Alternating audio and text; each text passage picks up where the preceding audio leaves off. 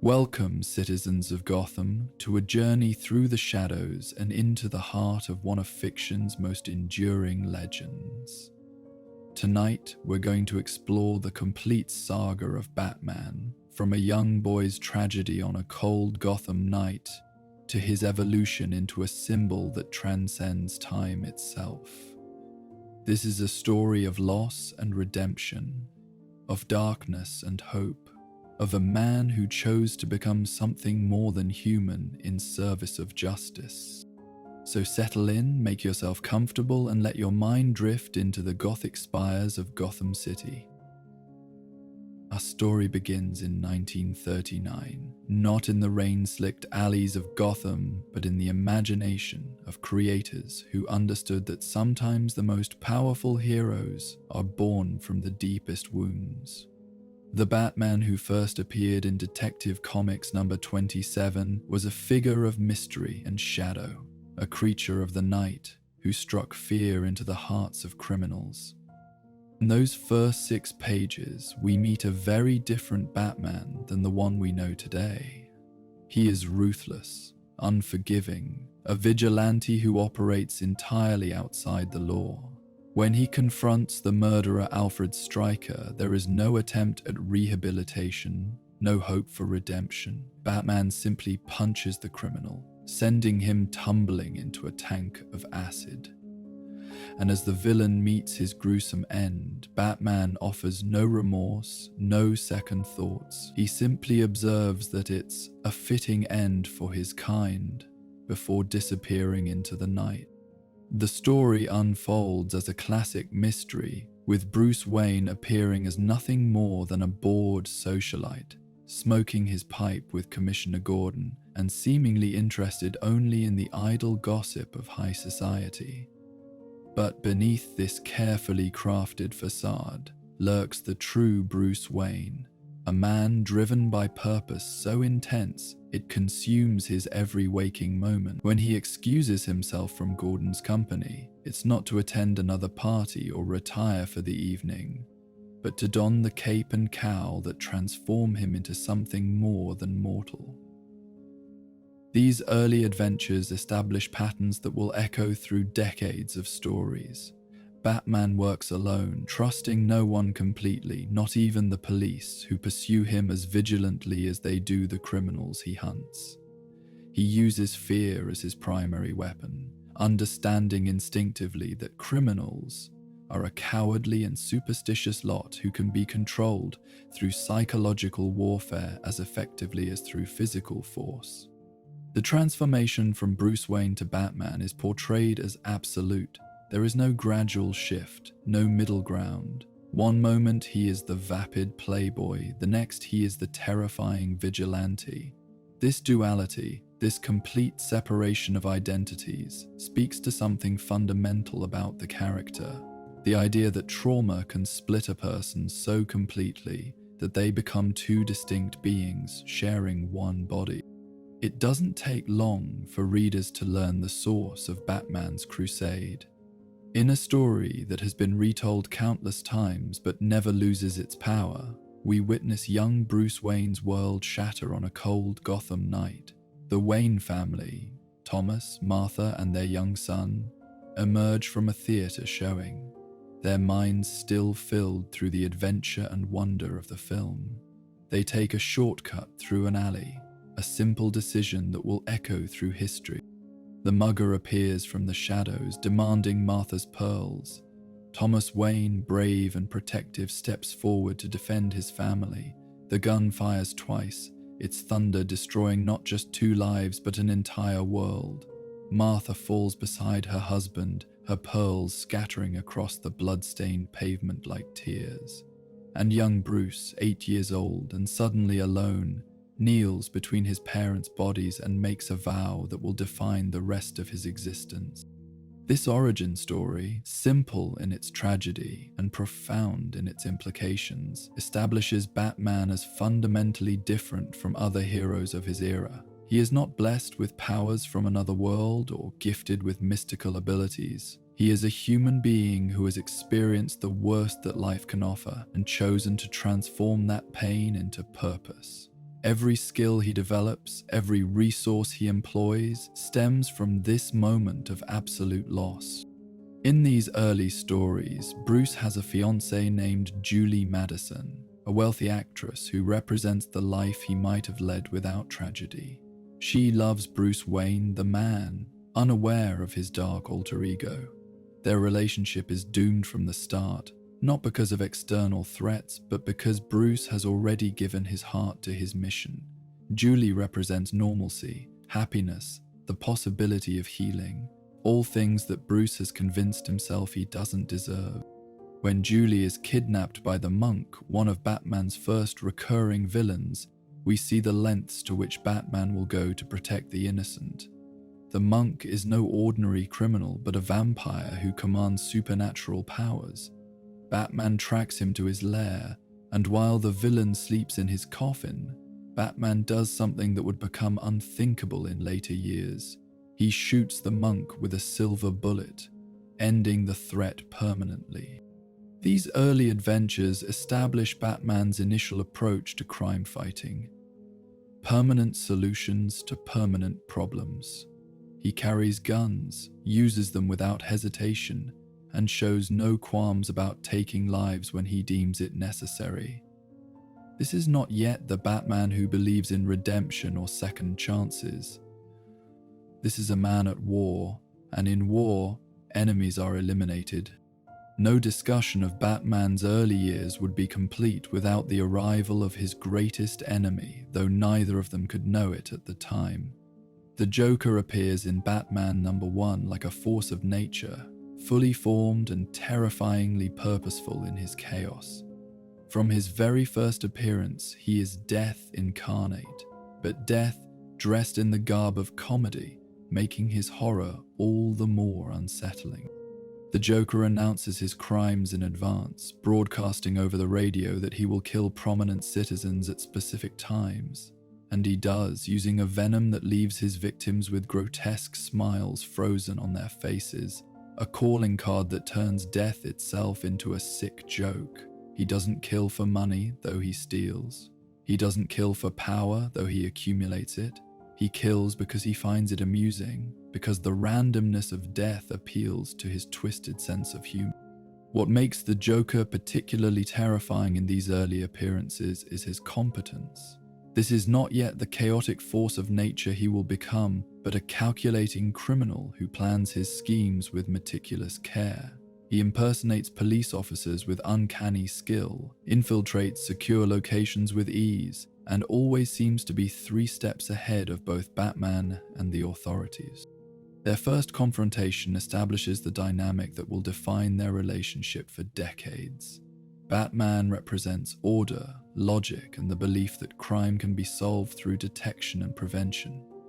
The Joker represents chaos, madness, and the uncomfortable truth that some evil exists simply because it can.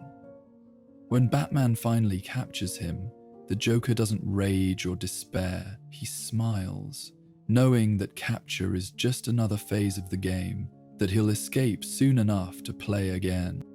The introduction of the Joker marks a crucial evolution in Batman's world. Prior villains had been conventional criminals, mobsters, thieves, murderers with understandable if deplorable motivations. The Joker operates on an entirely different level. He is Batman's first true supervillain, a foe whose abilities and mindset match the hero's own. Their conflict elevates both of them beyond simple crime fighter and criminal into something mythic. The arrival of Dick Grayson in 1940 fundamentally transforms the Batman mythology. The introduction of Robin was a calculated decision to brighten the increasingly dark stories and provide young readers with a character they could identify with. But what emerged was something far more profound. A relationship that would humanize Batman and create the template for found families in superhero fiction. Dick's origin deliberately parallels Bruce's own tragedy. The young acrobat watches in horror as his parents, the Flying Graysons, plummet to their deaths during a circus performance, their trapeze lines severed by mobster Tony Zuko. Bruce Wayne, attending the circus, sees in Dick's eyes the same shock and rage that consumed him as a child. In that moment, he makes a decision that seems to contradict his loner nature. He will take this boy in and give him what he never had, guidance through grief. The training of Dick Grayson reveals new facets of Bruce's character. He is a demanding taskmaster, pushing the boy to physical and mental limits that would break most adults. But he is also protective, ensuring that Dick's education continues, that he maintains connections to the world outside crime fighting. Bruce understands, perhaps unconsciously, that he is both saving and damning this child, giving him purpose while potentially condemning him to the same obsessive existence that defines Batman. Robin's presence changes Batman's methods almost immediately. The Dark Avenger who shot vampires and threw criminals into acid vats begins to show mercy. It's as if Dick's youth and optimism remind Bruce of lines that shouldn't be crossed, of the example he must set. The guns disappear from Batman's arsenal, replaced by an ever-expanding array of non-lethal gadgets. The dynamic between them, experienced mentor and eager student, adds warmth to stories that had been growing increasingly cold. Dick Grayson, as Robin, brings something else crucial to the Batman mythology: joy. Even in the darkest moments, Robin's quips and enthusiasm provide light. He performs acrobatic feats with genuine pleasure, approaches each case as an adventure rather than a grim duty. Through Dick's eyes, we see that crime fighting doesn't have to be an endless, joyless crusade. It can also be about the thrill of swinging through the night, the satisfaction of solving a puzzle, the simple pleasure of helping those in need. The public's reaction to Robin was immediately positive, with sales increasing dramatically. But more than commercial success, Robin's introduction established Batman as more than just a vigilante. He became a father figure, a teacher, someone capable of love and connection despite his trauma. The Dark Knight was still dark, but now he had a reason to step into the light occasionally. As the 1940s progressed, Batman's world expanded, with a rogues gallery that would become as iconic as the hero himself. Each villain brought unique challenges and revealed different aspects of Batman's character. They were dark mirrors, reflecting what Bruce Wayne might have become had his response to trauma taken different forms. The Penguin waddles into Batman's life as Oswald Cobblepot, a figure of ridicule who transforms mockery into murderous intent.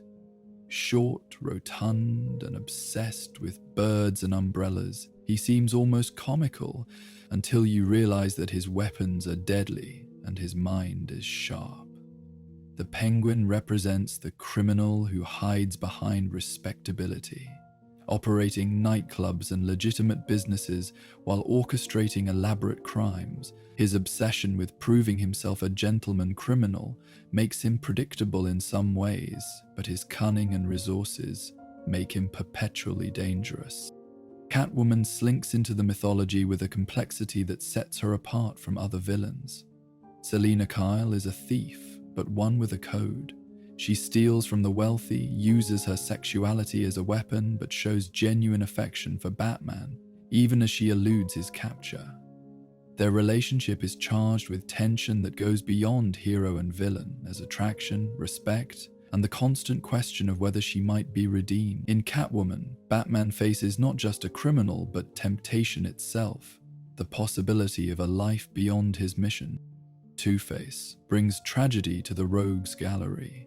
Harvey Dent was once Gotham's crusading district attorney, Batman's ally in the legal system. But when acid scars half his face, the psychological break is complete. He becomes obsessed with duality, making all decisions with the flip of a scarred coin. In Two-Face, Batman sees the thin line between justice and vengeance, the ease with which a good man can fall. Every encounter with Harvey is a reminder that Batman himself walks that line nightly. The Scarecrow, Professor Jonathan Crane, weaponizes fear itself. As a psychologist who became obsessed with phobias, he creates toxins that force victims to experience their deepest terrors. For Batman, who uses fear as a tool, facing an enemy who masters it presents unique challenges. The Scarecrow forces Batman to confront his own fears, to push through terror that would paralyze ordinary men. Their battles are as much psychological as physical. Each villain adds layers to Gotham's mythology. The city becomes not just a setting, but a character itself. A place that seems to breed a particular kind of theatrical criminal. These aren't just bank robbers or murderers, they're performers, each with their own theme, costume, and methodology. They transform crime into dark art, forcing Batman to become equally theatrical in response. The relationship between Batman and Gotham's legal system evolves significantly during these early years. Initially, he is as wanted by the police as the criminals he pursues. Officers fire upon him, newspapers decry him as a vigilante menace, and honest cops like Commissioner Gordon face pressure to bring him in. But gradually, a grudging respect develops. The transformation begins with results. Batman solves cases the police cannot, stops criminals they cannot catch. Commissioner Gordon, a rarity in Gotham's corrupt police force, recognizes that sometimes the system needs help from outside. Their early meetings are tense affairs, with Gordon officially condemning Batman while secretly appreciating his effectiveness. This dance of public denial and private cooperation establishes a pattern that will endure for decades. The Bat-Signal's first appearance marks a crucial shift in this relationship. No longer is Batman simply a tolerated vigilante. He becomes an officially recognized, if unofficial, part of Gotham's law enforcement. The signal transforms him from lurking shadow to summoned guardian. When that light pierces the night sky, criminals know fear and citizens know hope. It's a powerful symbol that acknowledges what everyone already knows. Gotham needs Batman. Yet this cooperation comes with complications. Batman operates by his own rules, gathering evidence through methods no court would accept. He beats confessions from criminals, breaks into private property, and violates numerous civil rights in pursuit of justice. Gordon must balance his belief in the law with the practical reality that Batman gets results. It's a moral compromise that weighs on the Commissioner, even as he continues to pull that switch and light up the night. The deputization of Batman as an honorary member of the Gotham City Police Department represents the high watermark of this cooperation. For a brief period, Batman operates with official sanction, his methods temporarily overlooked in favor of his effectiveness. But such arrangements are inherently unstable. Batman cannot truly serve the law when his very existence represents its failure. He remains forever outside the system, a necessary shadow that allows the light of official justice to function. Through these early years, we see the establishment of Batman's complex relationship with authority. He respects the law's intent while recognizing its limitations. He works with good cops like Gordon while battling corruption throughout the force. He is simultaneously Gotham's greatest protector and its most prominent lawbreaker, a paradox that defines the character's eternal struggle. As we move into the 1950s, the Batman mythology undergoes a fundamental transformation that reflects the changing times. The Dark Avenger of the Night begins to operate increasingly in daylight, and his world expands beyond Gotham's shadows to encompass the wider DC universe. This era brings one of the most important relationships in comic history, the friendship between Batman and Superman. Their first team-up seems unlikely on paper. Superman, the alien Boy Scout who operates in the bright skies of Metropolis, appears to have little in common with the brooding vigilante of Gotham. Yet their partnership reveals profound complementary qualities. Where Superman offers hope and raw power, Batman provides strategy and determination. Where Superman trusts in humanity's better nature, Batman prepares for its worst impulses. The formation of the Justice League of America places Batman among gods and aliens, yet he never seems out of place. His lack of superpowers becomes a strength, not a weakness. He is the tactician, the detective, the one who notices details others miss. When facing cosmic threats, it's often Batman's planning that saves the day, proving that human intelligence and preparation can stand alongside superhuman abilities. But this era also brings some of the strangest stories in Batman's history. The comics code has sanitized violence, and Cold War paranoia manifests in increasingly bizarre ways. In one memorable tale, Superman joins the Mafia to prove his loyalty by appearing to murder Batman and his loved ones before their eyes. Of course, it's all an elaborate ruse involving conveniently placed wax figures. But the image of Superman burning Batman's friends alive, even as deception, shows how far these stories could venture into the absurd. The friendship between Batman and Superman becomes central to both characters, yet it's consistently tested. Mind control plots abound, with one or the other falling under villain influence with alarming regularity. These stories, repetitive as they may be, explore the fundamental question of what happens when the world's most powerful being opposes the world's greatest detective. The answer, invariably, is that Batman has prepared for this possibility with characteristic thoroughness. Despite the lighter tone of many adventures, the partnership reveals essential truths about both heroes. Superman sees in Batman the human potential he strives to inspire, a man without powers who stands against the darkness through will alone. Batman sees in Superman the good that still exists in the world, the hope he fights to preserve even when he cannot feel it himself. They become best friends, not despite their differences, but because of them. The Batman of the 1950s and early 60s ventures into territories that seem almost hallucinogenic compared to his noir origins. This is the era of the whirly bat, that improbable flying contraption that somehow becomes both Batman's most mocked and strangely endearing vehicle. These stories embrace the fantastic with an enthusiasm that transforms the Dark Knight into something closer to a sci-fi adventurer. Consider Batman's encounter with his alien counterpart from the planet Zur-En-Arrh. This extraterrestrial Batman has observed Earth's hero and created his own version, complete with a garish purple and red costume. When Earth's Batman visits this alien world, he gains temporary superpowers, fighting alien invasions with heat vision and super strength. It's a far cry from stalking mobsters in Gotham's alleys, yet these stories maintain their own strange charm. The constant transformation of the Batmobile during this period reflects the era's restless experimentation. One issue sees it converted into a fire gem, complete with extending ladders and water cannons. Another transforms it into a submersible for underwater adventures. The vehicle is destroyed and rebuilt so frequently that it becomes a running joke. Yet each iteration showcases the boundless creativity of creators freed from strict realism. Batmite's introduction brings magical chaos to Batman's ordered world.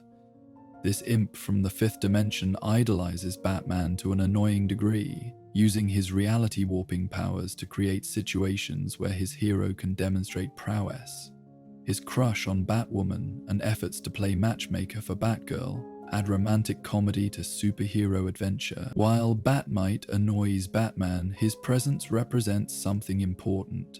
The idea that Batman has become legendary enough to inspire worship across dimensions. The Batman family expands during this period with additions that range from inspired to peculiar. Ace the Bat-Hound joins the crusade, a German shepherd who somehow maintains a secret identity with a mask over his eyes. Despite the absurdity, Ace proves surprisingly effective, taking bullets for his human partners and displaying intelligence that borders on superhuman. His eventual fate, disappearing from stories without explanation, reflects the era's casual approach to continuity. Kathy Kane becomes Batwoman, inspired by Batman to fight crime in her own Bat-themed costume. Her niece Betty joins as Batgirl, hyphenated to distinguish from Barbara Gordon's later Batgirl. These characters represent both progressive inclusion of female heroes and regressive gender politics, as their crime fighting often takes a backseat to romantic pursuits. Yet they establish precedents for future, more fully realized female characters in the Batman mythology. Even in this lighter era, death haunts the Batman mythology. Alfred Pennyworth, the faithful butler who discovered Bruce and Dick's secret identities and became their most trusted confidant, meets his end crushed beneath a boulder while saving Batman and Robin. His sacrifice is genuinely heroic, a moment of real emotion in an era often lacking such weight. But death in comics, even then, was negotiable. Alfred returns as the Outsider, a bizarre, white-skinned villain with reality-altering powers who torments the dynamic duo without their knowing his true identity. When the truth is revealed and Alfred is restored to life and sanity, it establishes a pattern that will become all too familiar: death as a temporary inconvenience rather than a permanent state. These resurrection stories reflect comics' unique relationship with mortality. Characters die heroically, are mourned genuinely, then return through increasingly convoluted explanations. It cheapens death while acknowledging the medium's serial nature. Popular characters are too valuable to lose permanently. This tension between dramatic impact and commercial necessity shapes superhero storytelling to this day.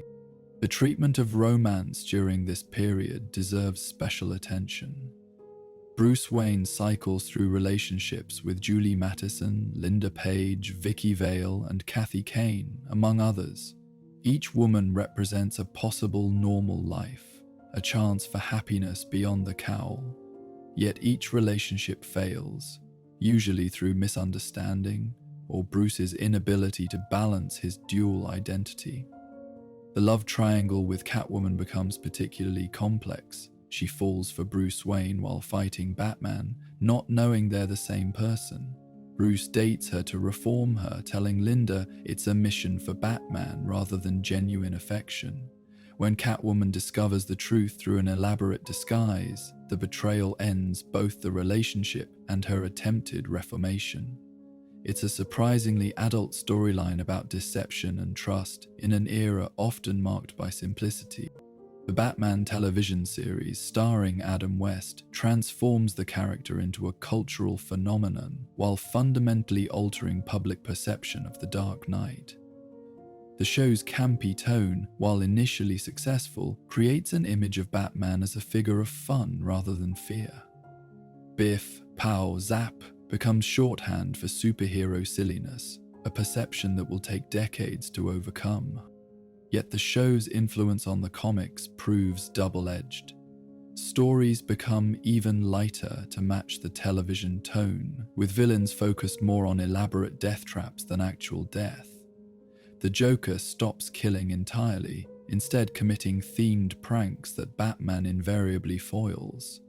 The Riddler's puzzles become more prominent, turning him from a minor villain into a major threat through television exposure. This era sees Batman at his most divorced from his origins.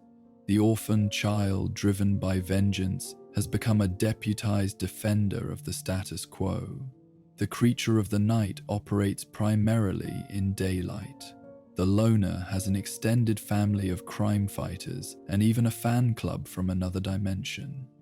It's Batman at his most accessible and least essential, popular but defanged. However, seeds of return to darkness are already being planted. Writers and artists who grew up with the original Batman begin to chafe at restrictions. They remember when Batman was dangerous, when Gotham was noir rather than neon. The comics code that mandated lighter content begins to loosen. Social changes in the 1960s create appetite for more complex adult storytelling. The transition comes gradually but inevitably. Dick Grayson ages into a teenager who must eventually leave for college. This natural progression forces examination of Batman's relationships and methods. Can Batman exist without Robin? Should he? These questions drive stories that begin to explore the psychology behind the mask, setting the stage for the Bronze Age's return to darkness. The dawn of the 1970s brings a fundamental shift in the Batman mythology, a deliberate return to the character's darker roots that reflects both changing social attitudes and creative frustration with the campy excesses of the previous decade. The transition begins with Dick Grayson's departure for Hudson University, a natural progression that forces Batman to confront who he is without his young partner. The symbolism of Robin leaving cannot be overstated.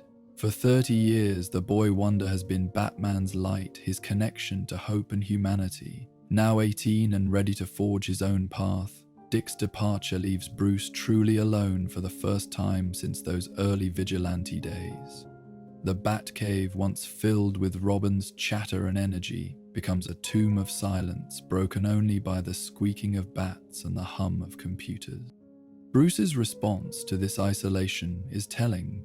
Rather than maintain the status quo at Wayne Manor, he closes the Batcave and moves his operations to a penthouse in the heart of Gotham City. This relocation represents more than convenience. It's a statement of purpose. Batman no longer observes Gotham from a distance, but immerses himself in its corruption and decay. The city becomes his true home. It shadows his natural habitat. The stories of this era reflect a grittier, more realistic approach to crime fighting. Gone are the alien invasions and transformed appliances. In their place come drug dealers, serial killers, and corrupt politicians. Batman's enemies are human monsters rather than colorful supervillains, though when classic foes appear, they too have evolved. The violence is more brutal, the stakes more personal, the line between justice and vengeance increasingly blurred. Denny O'Neil and Neil Adams spearhead this transformation, creating stories that acknowledge Batman as a creature born from trauma. Their Batman is athletic rather than bulky, a swimmer's build that emphasizes agility over raw strength. His cape becomes a living thing, flowing dramatically to create the illusion of something inhuman. Most importantly, he is genuinely frightening again, a figure criminals whisper about in terror. The night becomes Batman's domain once more. These stories emphasize shadow and atmosphere, with Batman emerging from darkness like a materialized nightmare. His methods grow harsher. While he doesn't kill, he shows little concern for the injuries he inflicts. Broken bones and psychological trauma are acceptable tools in his war on crime. This is not a hero in the traditional sense, but an obsessed man channeling his pain into something that might charitably be called justice. The introduction of Ra's al Ghul represents a quantum leap in the complexity of Batman's mythology. Here is a villain who operates on a global scale, whose plans span centuries, whose resources rival governments. Ra's is no street-level criminal or themed psychopath, but an immortal eco-terrorist who sees Batman as both his greatest enemy and ideal successor. The name itself carries weight. Whether pronounced Raish or Raz, it translates to Head of the Demon, a title that proves frighteningly appropriate. Raish commands the League of Assassins, a worldwide organization of killers trained to perfection. He has lived for centuries thanks to the Lazarus Pits, mystical pools that restore youth and heal injuries at the cost of temporary madness. His goals are simultaneously noble and monstrous. save the Earth by eliminating most of humanity. What makes Ray's particularly compelling is his respect for Batman. Using detective skills that rival the Dark Knight's own, Ray's deduces Batman's secret identity through careful analysis of purchases and activities. But rather than exploit this knowledge for destruction, he sees opportunity. In Batman, Ray's recognizes a man of comparable will and ability, someone worthy of inheriting his empire and continuing his mission. The introduction of Talia al Ghul adds layers of complexity to this relationship. Beautiful, deadly, and genuinely in love with Batman, she becomes the most significant romantic interest in his life. Unlike previous love interests who represented normal life Bruce could never have, Talia understands his mission because she was raised in a similar world of shadows and purpose. Their attraction is genuine, their chemistry undeniable, yet they are forever divided by their father's war. Batman's battles with Rays take him far from Gotham's familiar streets.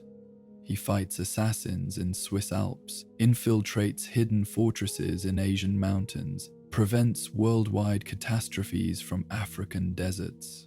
These stories expand Batman's competence beyond street crime to international intrigue. He becomes not just Gotham's protector, but a guardian against threats to all humanity. The philosophical conflict between Batman and Rasp proves as important as their physical confrontations. Both men have witnessed humanity's capacity for evil. Both seek to impose order on chaos. But where Batman believes in redemption and justice, Ras embraces elimination and ecological balance. Their debates carry genuine weight because both positions have merit. Is humanity worth saving if it destroys the planet? Can mass murder ever serve the greater good? These questions elevate their conflict beyond simple hero versus villain dynamics. As Batman returns to his darker roots, so too does his greatest enemy evolve. The Joker of the 70s abandons harmless pranks for genuine atrocity. This transformation is perhaps best exemplified in the Joker's five-way revenge, where the clown prince of crime hunts down former gang members who he believes betrayed him, killing them in grotesquely creative ways that recall his earliest appearances. This restored Joker is genuinely terrifying. His crimes serve no purpose beyond spreading chaos and pain. He poisons the water supply not for ransom but to see how many die. He murders randomly, selecting victims through twisted logic only he understands. His supposed insanity masks a brilliant criminal mind capable of complex planning and psychological manipulation. Most disturbingly, he seems to understand Batman better than anyone else, recognizing their relationship as destined and eternal. The dynamic between Batman and Joker deepens beyond simple adversarial conflict. They become philosophical opposites. Order versus chaos. Sanity versus madness, meaning versus meaninglessness. The Joker's crimes often seem designed specifically to challenge Batman's worldview, to prove that justice is an illusion and life is one big joke, with death as the punchline. He targets not just Batman's body but his soul, trying to corrupt the incorruptible. What makes their 70s encounters particularly memorable is the genuine danger Joker represents. When he escapes Arkham Asylum, and he always escapes, bodies pile up quickly. His unpredictability makes him impossible to profile or anticipate. He might target a birthday party or a board meeting, might use poison or explosives or his bare hands. The only certainty is that people will die until Batman stops him. Yet even as Joker's crimes grow more horrific, moments of strange connection emerge between the enemies. In quiet scenes between violence, they sometimes talk almost like old friends, acknowledging their bizarre interdependence. Joker seems to commit crimes partly to draw Batman out, to continue their eternal dance. Batman, for his part, shows more emotional investment in stopping Joker than any other villain, as if recognizing him as his truest opposite. The establishment of Arkham Asylum as Joker's regular residence adds gothic atmosphere to their conflict.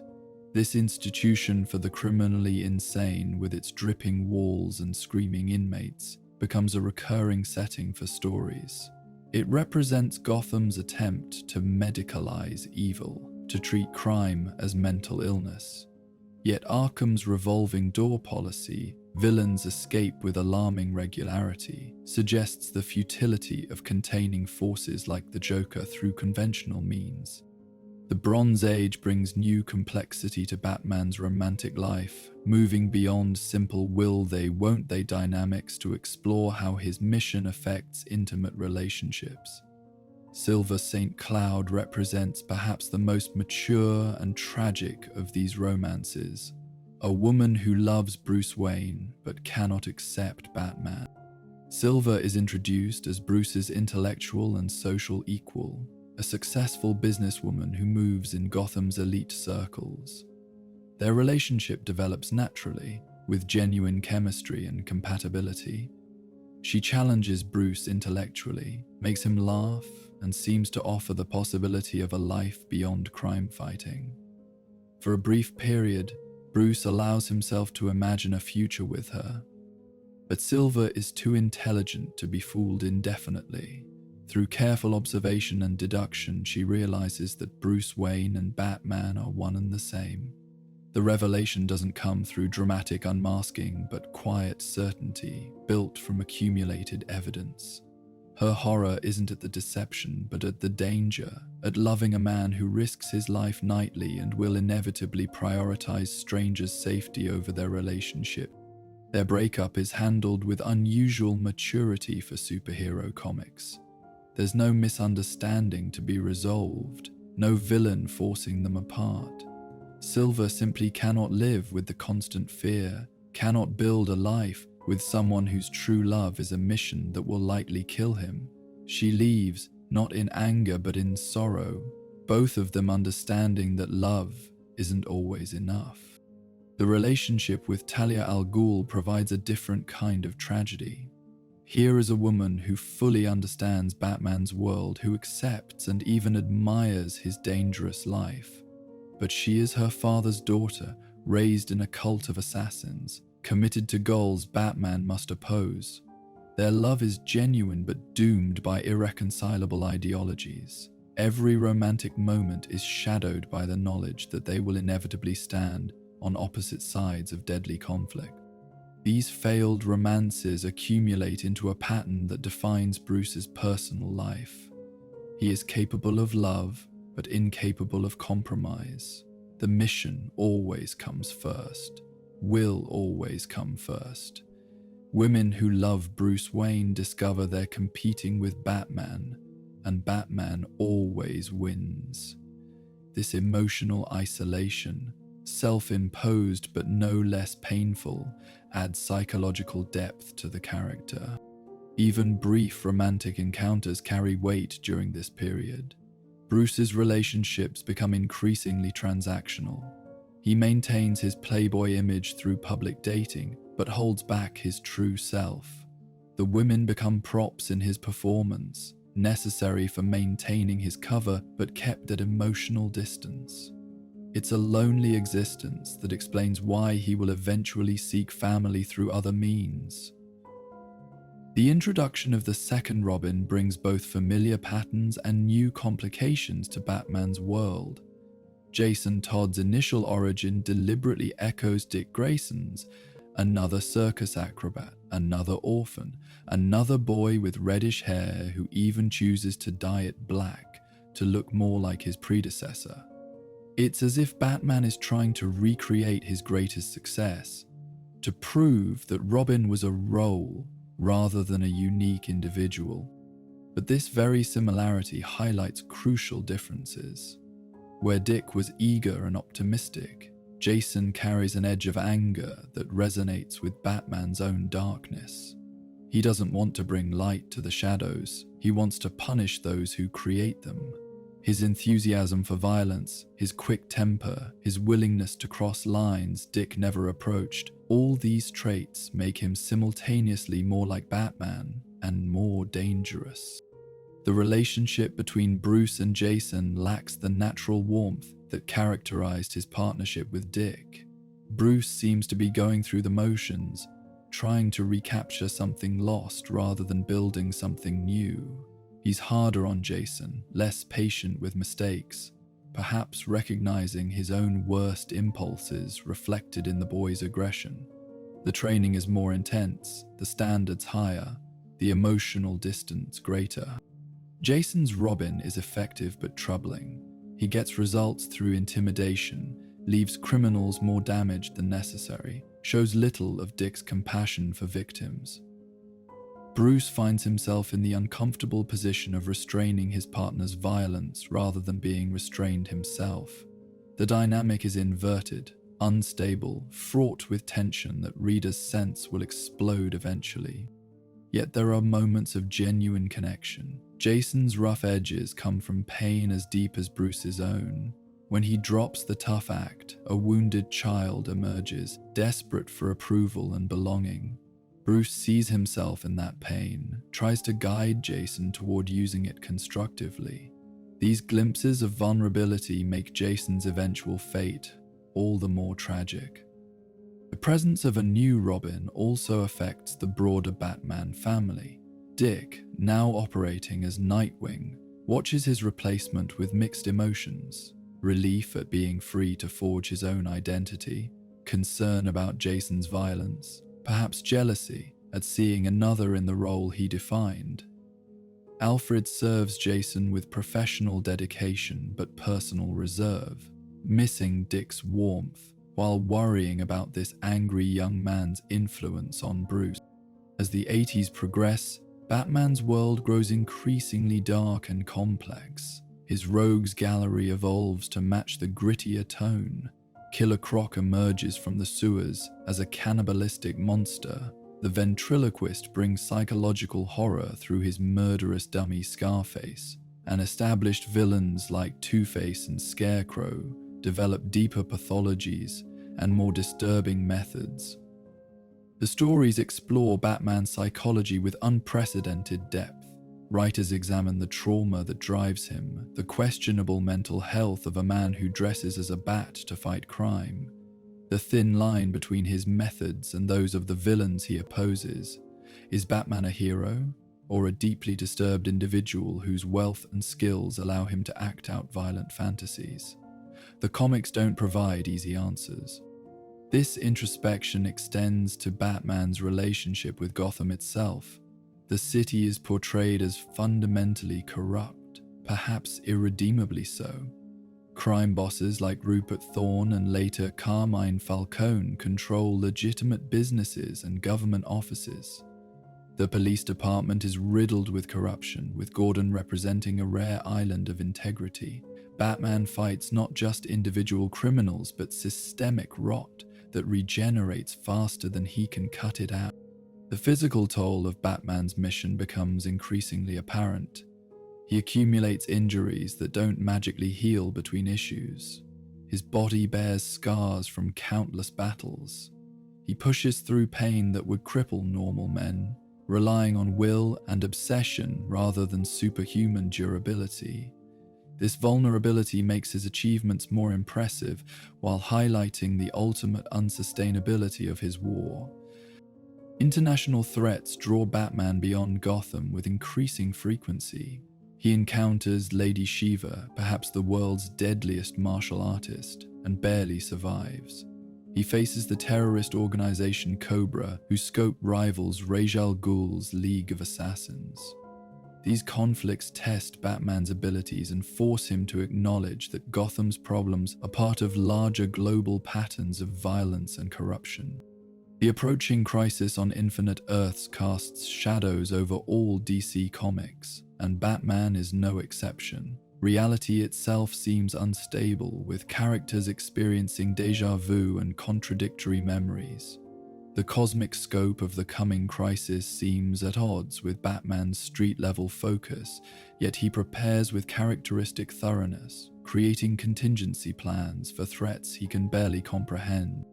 The post-crisis era begins with Frank Miller's Batman Year One, a groundbreaking reimagining that strips away decades of accumulated mythology to return to the essential question: how does a man become Batman?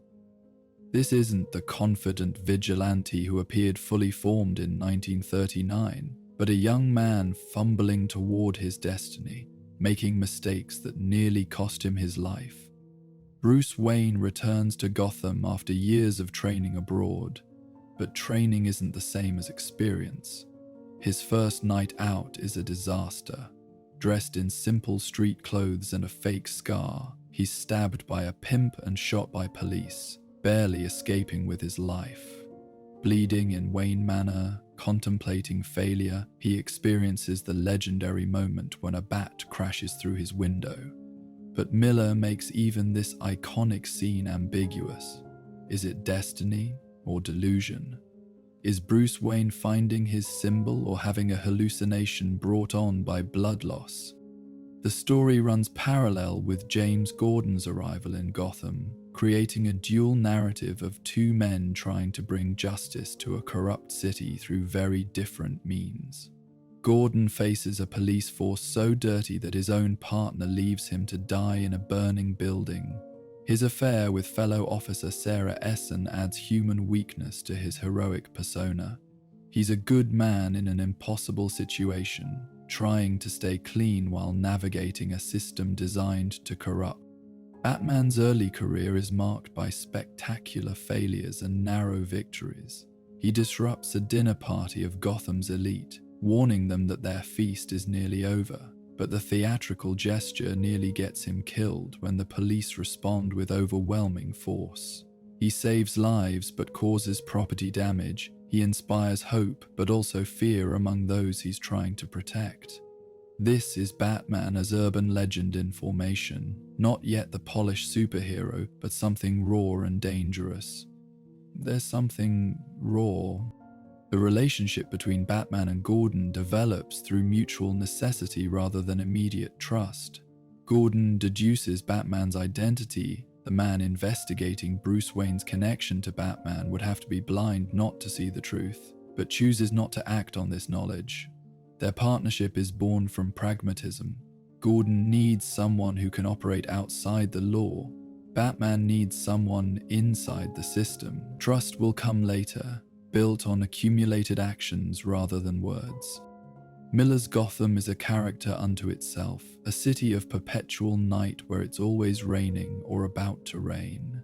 The architecture is oppressive Art Deco, creating valleys of shadow between monolithic buildings. This is a city that feels sick, where corruption isn't an aberration but the natural state. Batman isn't trying to save Gotham so much as perform triage, stopping the bleeding while knowing the patient may be terminal. The evolution of Batman's early career continues through stories like The Long Halloween, which explores the transition of Gotham from a city ruled by traditional organized crime to one dominated by costumed supervillains. This year-long mystery shows Batman still learning, still making mistakes, still believing he can save everyone if he's just smart enough and works hard enough. The partnership between Batman, Gordon, and Harvey Dent forms the story's emotional core. These three men represent different approaches to justice: vigilante action, legal authority, and prosecutorial power.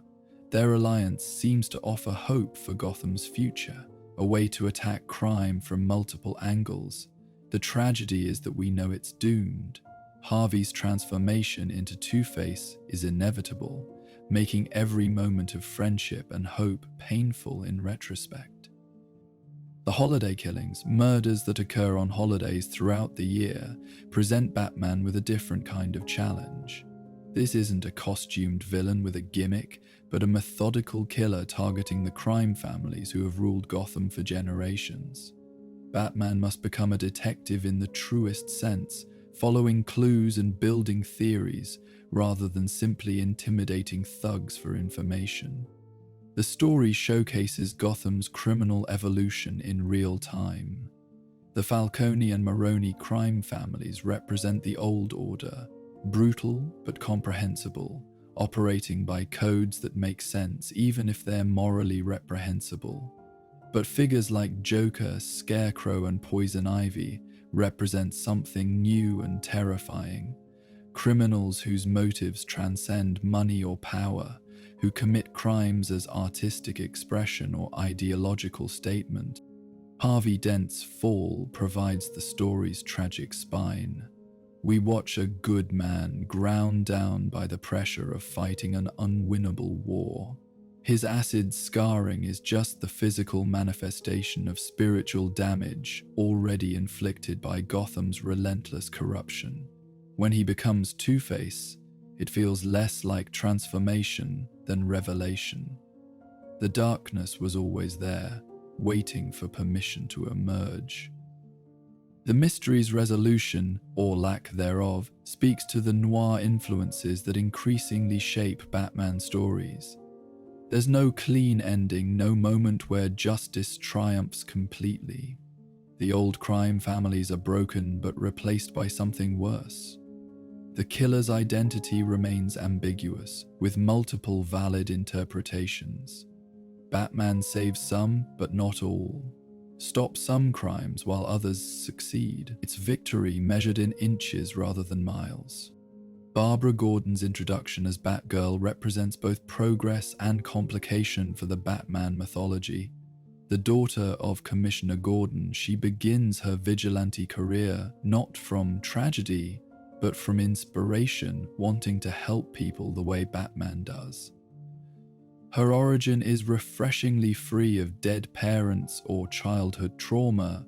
She simply sees a need and decides to fill it. This Batgirl is independent in ways previous female characters in Batman's orbit were not. She doesn't seek Batman's permission or training. She makes her own costume, develops her own methods, solves her own cases. When she finally encounters Batman and Robin, it's as an equal rather than a subordinate. Her intelligence and determination earn their respect, even as her independence frustrates Batman's controlling nature. The relationship between Barbara and Dick Grayson adds young romance to the Batman family dynamic. They're of similar age, share similar ideals, and understand the unique pressures of the vigilante life. Their flirtation and eventual romance feels natural, two young people finding connection amidst the darkness. It also creates interesting tensions, professional competition mixing with personal attraction. Barbara's presence challenges Batman's methods and assumptions. She proves that not everyone needs tragedy to fight for justice, that heroism can come from empathy rather than pain. Her lighter approach to crime fighting, complete with puns and acrobatics that recall Dick's early days as Robin, provides tonal variety in increasingly dark stories. She represents hope that the next generation might find better balance than their mentors. The dynamic between Barbara and her father adds another layer of complexity. Gordon must know, that his daughter is Batgirl, just as he knows Bruce Wayne is Batman. But acknowledging either truth would force actions neither wants to take, so they maintain their facades, each pretending ignorance to protect the other. It's a very human form of denial that speaks to the compromises families make. But Barbara's story takes a horrific turn that will define not just her character, but the entire Batman mythology for decades. The event that transforms her from Batgirl to Oracle represents one of comics' most controversial and influential moments, a stark reminder that in Batman's world, heroism carries devastating costs. Jason Todd's death stands as perhaps the watershed moment in Batman's modern history, the event that crystallizes the darkness that had been accumulating since the Bronze Age began. The story starts with Jason's search for his birth mother, a quest that seems to offer the orphaned boy a chance at reclaiming lost family. Instead, it leads him directly into the Joker's hands. The sequence of events carries the weight of Greek tragedy. Jason discovers his mother, Sheila Haywood, is being blackmailed by the Joker over her past involvement in illegal medical supplies. Despite Batman's warnings to wait, Jason rushes in alone, believing he can save her. His mother's betrayal, she delivers him to the Joker to protect her own secrets, is a gut punch that recalls the worst noir traditions. Family doesn't save, family destroys. What follows is one of the most brutal sequences in mainstream comics. The Joker beats Jason with a crowbar, the sound effects of metal striking flesh carrying more horror than any graphic depiction could. This isn't cartoon violence, but genuine torture, made worse by Joker's running commentary and laughter. Jason tries to protect his mother, even after her betrayal, showing heroism that makes his fate even more tragic. The explosion that kills Jason and Sheila is both ending and beginning. Batman arrives seconds too late, finding Jason's broken body in the rubble. The image of Batman cradling his dead son has become iconic, representing the ultimate failure of his mission. He couldn't protect the boy he trained, the child he was supposed to guide and guard. Every fear about taking on young partners has been realized in the worst possible way. The aftermath reveals Batman at his most human and most broken. He considers killing the Joker, coming closer than ever before to crossing his fundamental line. He retreats into himself, becoming more brutal with criminals as if punishing them for Jason's death. The cave fills with memorials. Jason's costume in a glass case, a constant reminder of failure. Alfred watches his surrogate son descend into darkness deeper than any since his parents' death. Perhaps most significantly, Jason's death occurs partially through reader participation. DC Comics allowed fans to vote on whether Jason would survive, and they chose death by a narrow margin. This metatextual element adds disturbing weight. The audience became complicit in a child's murder.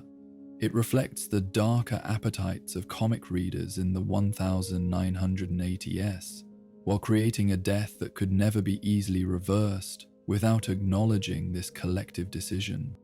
If Jason's death represents Batman's greatest failure as a mentor, the events of The Killing Joke showcase his inability to protect those closest to him from the random cruelty of his world.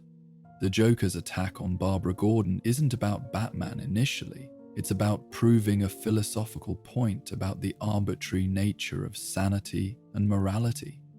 Barbara is simply a means to an end, which makes her suffering even more senseless.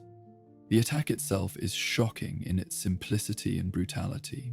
Joker arrives at the Gordon apartment, shoots Barbara through the spine, then photographs her wounded body. There's no elaborate death trap, no opportunity for last-minute rescue. Just a doorbell, a gun, and a life changed forever. Barbara's paralysis is immediate and permanent, transforming Batgirl into a memory in seconds. But the physical assault is only the beginning. Joker's true target is Commissioner Gordon's sanity. He kidnaps the Commissioner, strips him naked, and forces him through a funhouse ride featuring blown-up photographs of his wounded daughter. It's psychological torture designed to break Gordon's mind, to prove that one bad day can transform anyone into the Joker. The fact that Gordon endures without breaking becomes a triumph of human resilience over nihilistic philosophy. The parallel story of Joker's possible origin, the failed comedian who loses his pregnant wife and turns to crime, only to fall into a vat of chemicals, adds layers of ambiguity. Is this true history or another of Joker's lies? Does it matter? The suggestion that Joker was once an ordinary man who snapped makes his actions more terrifying. If he could break, anyone could break. If Batman had one worse day, could he become something equally monstrous? Batman's response to these events shows him struggling with his own moral boundaries. He wants to help the Joker, to prove that recovery is possible, that people can be saved from their worst selves. This compassion in the face of such evil is either Batman's greatest strength or his fatal weakness. The ambiguous ending, did Batman finally kill the Joker, or simply share a laugh at the cosmic joke of their existence, leaves readers to decide. Barbara's transformation from Batgirl to Oracle becomes one of comics' most powerful examples of adapting to tragedy. Rather than being defined by her injury, she creates a new identity that proves more influential than her original role. As Oracle, she becomes the information broker for the entire superhero community, proving that heroism isn't limited to physical action. Her evolution shows that in Batman's world, surviving tragedy can lead to unexpected growth. The arrival of Tim Drake represents a fundamental shift in the Robin legacy. Unlike his predecessors who were found by Batman, Tim essentially volunteers for the position through detective work that would impress the Dark Knight himself.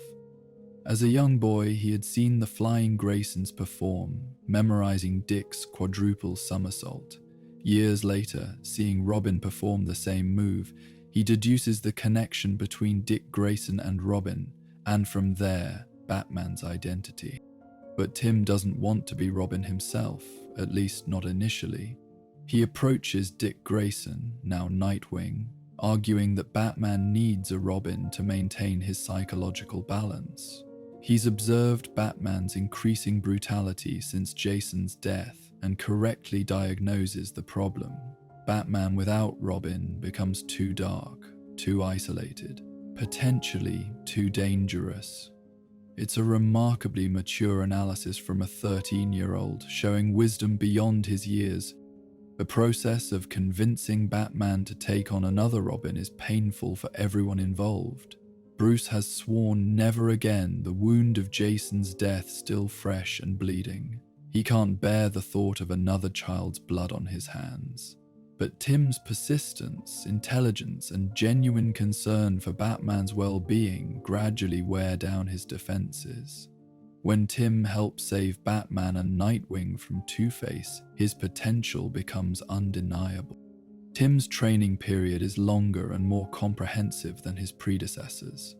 Batman, determined not to repeat past mistakes, insists on complete preparation before allowing Tim into the field.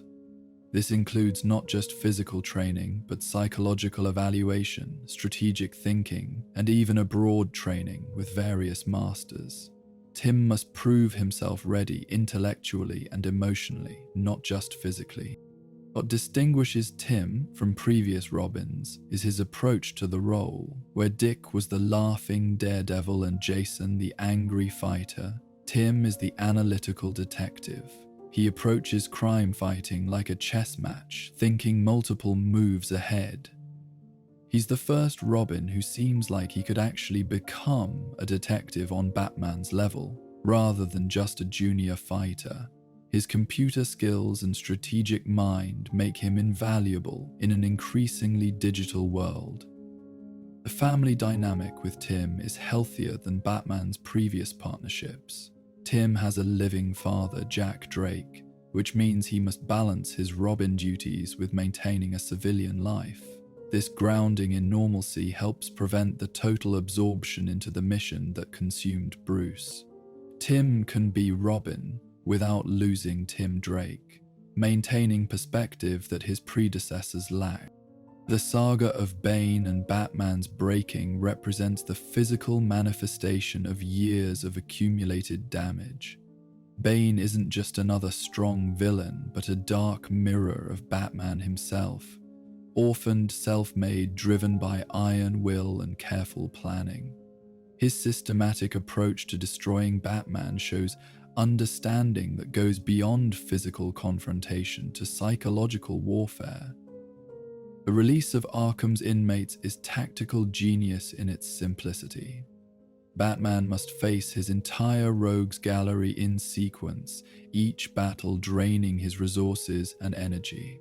Bane doesn't just watch, he studies, learning Batman's patterns and weaknesses. By the time they finally confront each other, Batman has been fighting for days without rest, pushed beyond even his extraordinary limits. Their confrontation in Wayne Manor violates Batman's most sacred space. This isn't a battle in the streets or some villain's lair, but in Bruce's home, where his parents' portrait watches from the wall.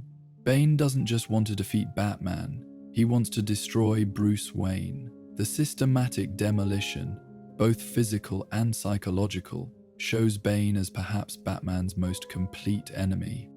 The breaking itself has become one of comics' most iconic images, Bane lifting Batman overhead and bringing him down across his knee, the sound effect cracked, conveying the shattering of spine and spirit. This isn't temporary defeat, but complete destruction. Batman doesn't lose a fight. He's systematically unmade. The image of Bane throwing Batman's broken body into the street like garbage completes the humiliation. Bruce's replacement by Jean-Paul Valley as Batman creates a cautionary tale about the dangers of the vigilante mindset without moral constraints. Valley, programmed since birth as the religious assassin Azrael, initially seems an adequate replacement. He's skilled, determined, and effective. But without Bruce's moral center and humanizing relationships, he quickly devolves into an armored fascist, more punisher than protector. The new Batman's excesses, allowing criminals to die, brutalizing even minor offenders, turning the costume into increasingly elaborate armor, show what Batman could become without Bruce Wayne's humanity. Valley isn't evil, but programmed, unable to see beyond the narrow parameters of his conditioning. His Batman is effective at stopping crime, but terrifying to everyone, including those he supposedly protects. Bruce Wayne's recovery and reclamation of the Batman identity is as much spiritual journey as physical rehabilitation. Healed by the same therapist who trained Bane, Bruce must rebuild not just his body, but his understanding of why he's Batman. The easy path would be to become like Valley or Bane, purely focused on physical dominance.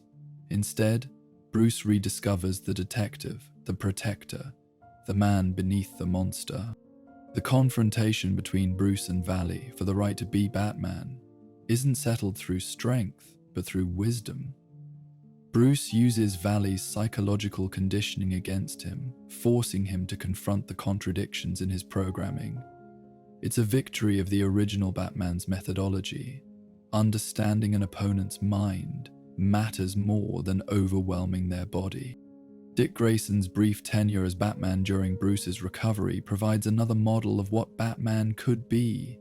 Dick brings his natural charisma and lighter touch to the role, proving effective while maintaining his humanity. But he also struggles with the weight of the symbol, the impossibility of filling Bruce's obsessive devotion. His voluntary return of the mantle shows wisdom. He can be Batman, but he chooses to remain Nightwing. The aftermath of Nightfall sees permanent changes to Batman's world. His body, while healed, bears new limitations. He can't rely purely on physical dominance anymore, must work smarter rather than just harder. The Batcave's security is completely rebuilt, acknowledging that home isn't the sanctuary it once was. Most significantly, Bruce's relationships with his allies deepen. He can't do this alone anymore, and finally accepts that fact. No Man's Land represents the ultimate test of everything Batman has learned and become. When Gotham is devastated by earthquake and abandoned by the government, Batman faces a choice: abandon the city like everyone else, or stay and fight for a possibly doomed cause. His decision to stay, and more importantly to inspire others to stay and fight, shows growth from the isolated vigilante of his early years. The year-long saga of a lawless Gotham transforms Batman from vigilante to symbol of hope. He can't punch an earthquake or intimidate rubble. Instead, he must organize, inspire, and lead. Working with Gordon, Oracle, and various allies, he helps create order from chaos. The Batman who emerges from no man's land is more complete, still the Dark Knight, but also a beacon of hope in absolute darkness.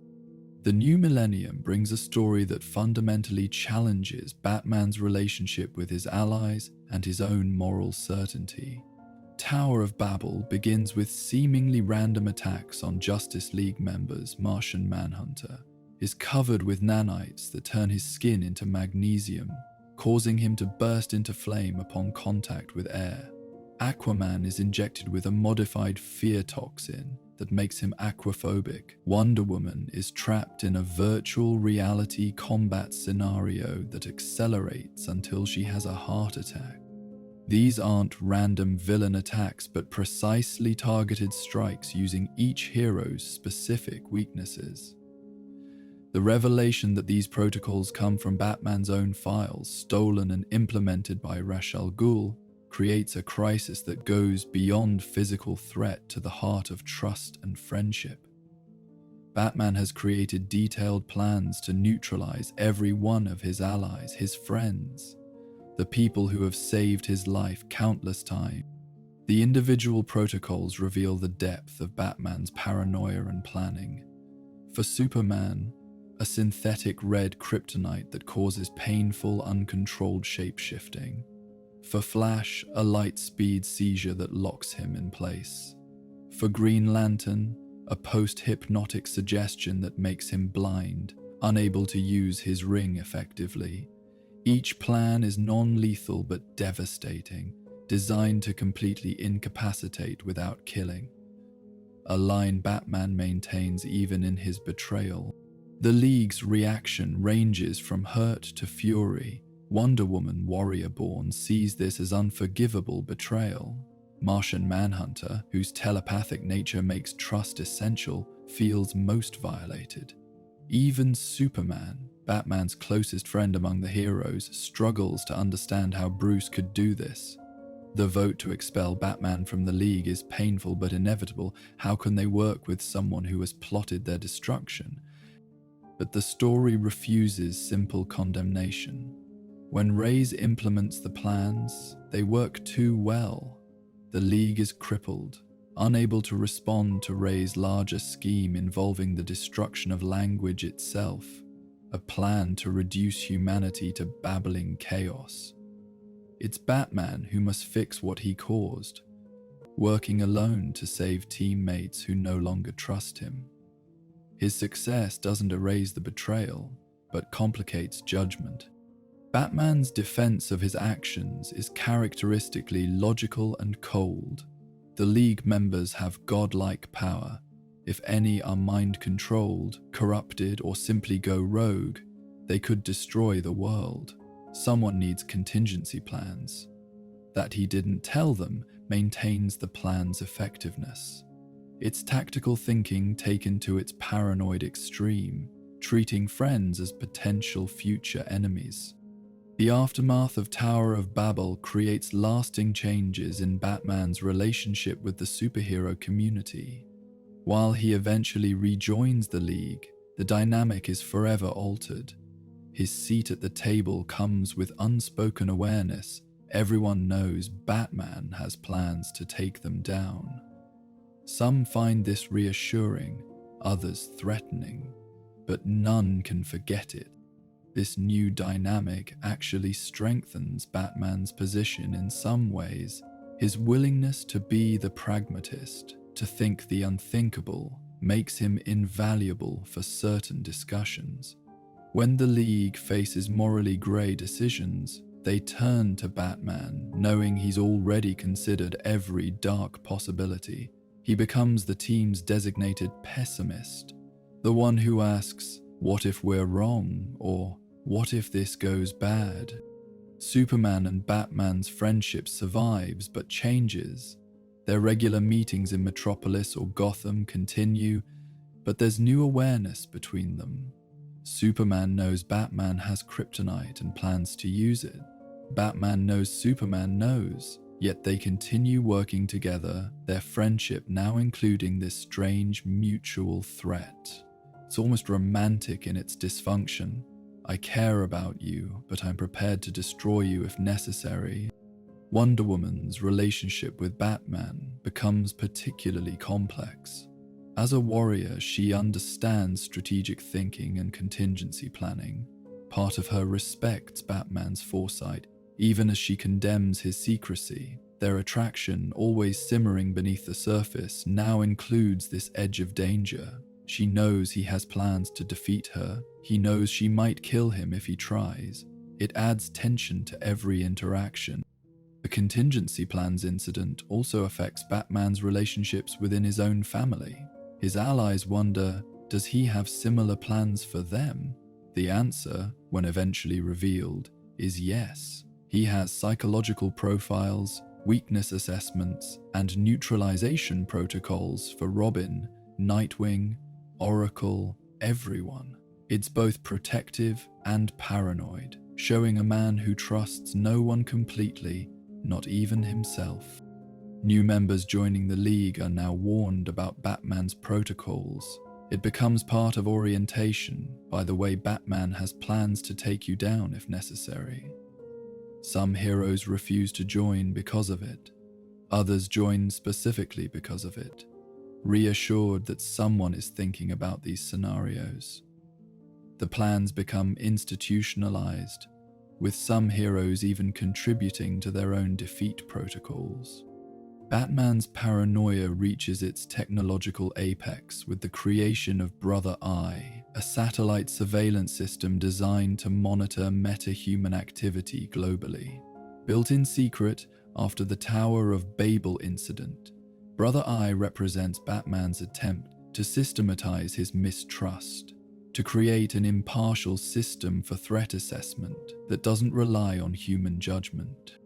The satellite's capabilities are staggering. It can track any metahuman on Earth, analyze their activities, predict their behavior patterns. Brother Eye sees through walls, monitors electronic communications, maintains files on millions of individuals. It's Big Brother with a bat signal, watching everyone to protect everyone. Batman justifies it as necessary evil. If heroes can go rogue, someone needs to watch the Watchmen. But Batman's creation is hijacked by Maxwell Lord, turning Brother Eye into the command system for an army of OMACs, observational metahuman activity constructs.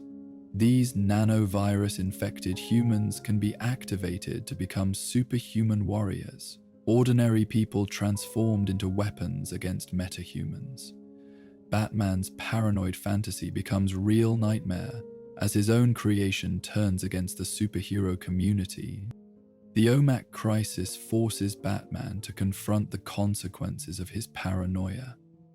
Thousands of innocent people are infected, turned into unwilling soldiers in a war they don't understand. Heroes are attacked by friends and loved ones, transformed into OMACs. The body count rises as Batman desperately tries to regain control of his creation, to shut down what he built, to protect. The resolution requires Batman to work with the heroes he distrusted, to share information he would normally hoard. Destroying Brother Eye means admitting his mistake publicly, taking responsibility for deaths caused by his creation. It's a humbling experience for someone who prides himself on always being right, on thinking through every contingency. He failed to contingency plan for his own fallibility. The OMAC incident creates new rifts in Batman's relationships. Some heroes who forgave Tower of Babel can't forgive this. Creating files is one thing. Creating an autonomous system that turns civilians into weapons is another. The fact that Batman lost control of it makes things worse. His paranoia made him sloppy. His secrecy prevented oversight that might have caught Lord's infiltration. The events of Infinite Crisis force Batman to confront fundamental questions about his identity and methods. When alternate versions of Superman, Wonder Woman, and other heroes appear, claiming the current heroes have lost their way, Batman finds himself in the uncomfortable position of being Exhibit A in their prosecution. His paranoia, his protocols, his satellite, all proof that Earth's heroes have become too dark, too compromised. The revelation that Batman nearly murdered Alexander Luthor but was stopped by Wonder Woman creates a crucial moment of self-reflection. He had a gun to Luthor's head, finger on the trigger, ready to cross the line he'd maintained for decades. That he stopped matters less than that he came so close. The Batman who once threw guns away in disgust had picked one up in desperation. This near fall precipitates a spiritual crisis. Batman realizes he's lost his way, that his war on crime has become so consuming it's corrupted his original purpose. He decides to return to his roots, to retrace the journey that created Batman. Taking Tim and Dick with him, he embarks on a year-long pilgrimage, revisiting the places and people who trained him, trying to rediscover why he fights. The journey reveals how far Batman has strayed from his origins. Where once he sought justice for his parents and protection for the innocent, he's become reactionary, planning for betrayals that haven't happened, creating weapons for wars that may never come. The teachers he revisits remind him that strength comes from purpose, not paranoia. Skills are tools. What matters is the hand that wields them. During his absence, Gotham doesn't fall apart. Harvey Dent, temporarily cured of his two-faced persona, serves as protector. Other heroes step up. The city survives without Batman, proving both that his mission has succeeded in inspiring others and that he's not as irreplaceable as he believed. It's humbling and freeing. Gotham needs a Batman, but not necessarily him specifically. The Batman who returns from this journey is renewed but not fundamentally changed. He's pulled back from the brink, rediscovered his purpose, strengthened his relationships. But the paranoia remains, tempered now by wisdom. He still maintains contingency plans, still builds safeguards against power corrupted. The difference is awareness. He knows these tendencies must be watched, controlled, balanced by trust and connection. The culmination of Batman's journey through divine crises comes with Final Crisis and his confrontation with Darkseid. The cosmic scope of the threat, the literal death of the new gods, and potential enslavement of all reality might seem beyond Batman's street-level expertise. Yet it's precisely Batman's human perspective that proves crucial in understanding and countering Darkseid's plan. While Superman battles Darkseid physically and Wonder Woman leads Earth's resistance, Batman does what he does best: detective work on a cosmic scale. He investigates the murder of Orion, traces the trajectory of the bullet that killed a god. His discovery that Darkseid has been hiding in human form, corrupting reality from within, shows that even gods can't escape the world's greatest detective. The confrontation between Batman and Darkseid is brief but momentous. Batman arrives armed with the one thing that can kill a god, the same bullet that killed Orion, now turned against its master. But using a gun, even against ultimate evil, represents a fundamental betrayal of Batman's principles. He acknowledges this, even as he pulls the trigger. "I made a very solemn vow about firearms, but for you, I'm making a once-in-a-lifetime exception." Darkseid's Omega beams strike Batman even as the bullet finds its mark. The visual is iconic. Batman standing defiant as reality itself bends around him, refusing to yield even as he's destroyed. But this isn't simple death. The Omega Sanction doesn't kill, but displaces, sending Batman tumbling through time, turned into a living weapon against the future he fought to protect. Superman finding Batman's body is one of comics' most powerful moments. the Man of Steel cradling his friend's corpse, refusing to accept the death, carries mythic weight. These aren't just heroes, but modern mythology's closest friends, the god and the man who stood as equals. Superman's grief is personal and symbolic. If Batman can fall, what hope does anyone have? But Batman's death is more complex than simple ending. Even as his body lies in state, his spirit, or time-displaced self, fights through history. He's a caveman drawing bat symbols on cave walls, a witch hunter in Puritan times, a cowboy in the Old West. Each era tests different aspects of his character, forcing adaptation while maintaining core identity. It's Batman stripped to essence, not gadgets or costume, but will and purpose. Batman's journey through time becomes a race against apocalypse. Darkseid's final gambit has turned Batman into a doomsday weapon. Each jump forward in time builds energy that will destroy reality when he reaches the present. His allies, understanding the threat, try to stop him from returning even as he fights to get home. It's the ultimate expression of Batman as dangerous ally. Even trying to help, he threatens everything. The historical periods Batman visits each reflect aspects of his mythology. In prehistoric times, he's the primal shadow, the first dark avenger. In Puritan America, he's the outsider accused of witchcraft, persecuted for being different. As a cowboy, he's the lone gunman who refuses to use guns.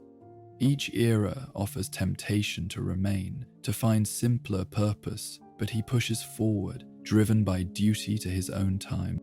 The revelation of Darkseid's trap forces Batman's allies into impossible positions. They must stop their friend and mentor from returning home, knowing he won't understand why they're fighting him. Dick Grayson, serving as Batman in Bruce's absence, must prepare to battle his father figure.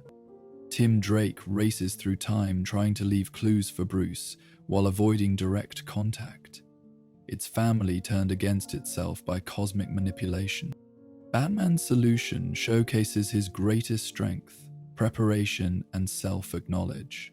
Even amnesiac and displaced, he maintains enough sense of self to recognize the trap. He arranges his own defeat, creating circumstances where his allies can stop him without destroying him. It requires trusting others with his life, believing they'll find a solution he cannot. For someone defined by self-reliance, it's the ultimate leap of faith. The moment of return is triumph and transformation. Batman defeats Darkseid's plan not through violence but through connection.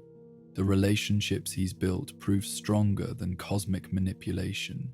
He returns not as lone avenger but as part of a network, a family, a community. The experience forces acknowledgement of the first truth of Batman. He was never as alone as he believed. In 2011, reality itself undergoes another fundamental transformation. The Flash, running back through time to save his mother, creates a ripple effect that reshapes existence. When the timeline repairs itself, it's different in ways both subtle and profound. Heroes are younger, their histories compressed and altered. Relationships are reset, deaths undone, entire events erased from continuity. It's rebirth and loss simultaneously.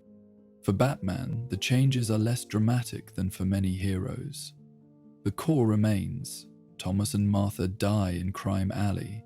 Bruce becomes Batman. He gathers allies and fights familiar foes. But the timeline is compressed impossibly. Events that took decades now happened in approximately 5 years. Batman has had 4 Robins in less time than most people attend university. It creates a frenetic energy that mirrors the modern world's acceleration. The new 52 Batman is younger but more accomplished, having achieved more in less time. He's been Batman for only a few years when we meet him, yet already has the full mythology in place.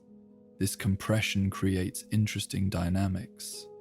Dick Grayson is Nightwing in his early 20s, having been Robin, quit, and established his own identity in record time. Everything moves faster in this new reality. Zero Year reimagines Batman's origin for modern times. The Red Hood gang terrorizes Gotham, while Bruce Wayne, publicly thought dead, operates from the shadows. The Riddler transforms from minor villain to major threat, actually succeeding in shutting down Gotham's power grid and turning the city into an overgrown wasteland. It's Batman's origin as disaster movie, reflecting contemporary fears about infrastructure failure and environmental collapse.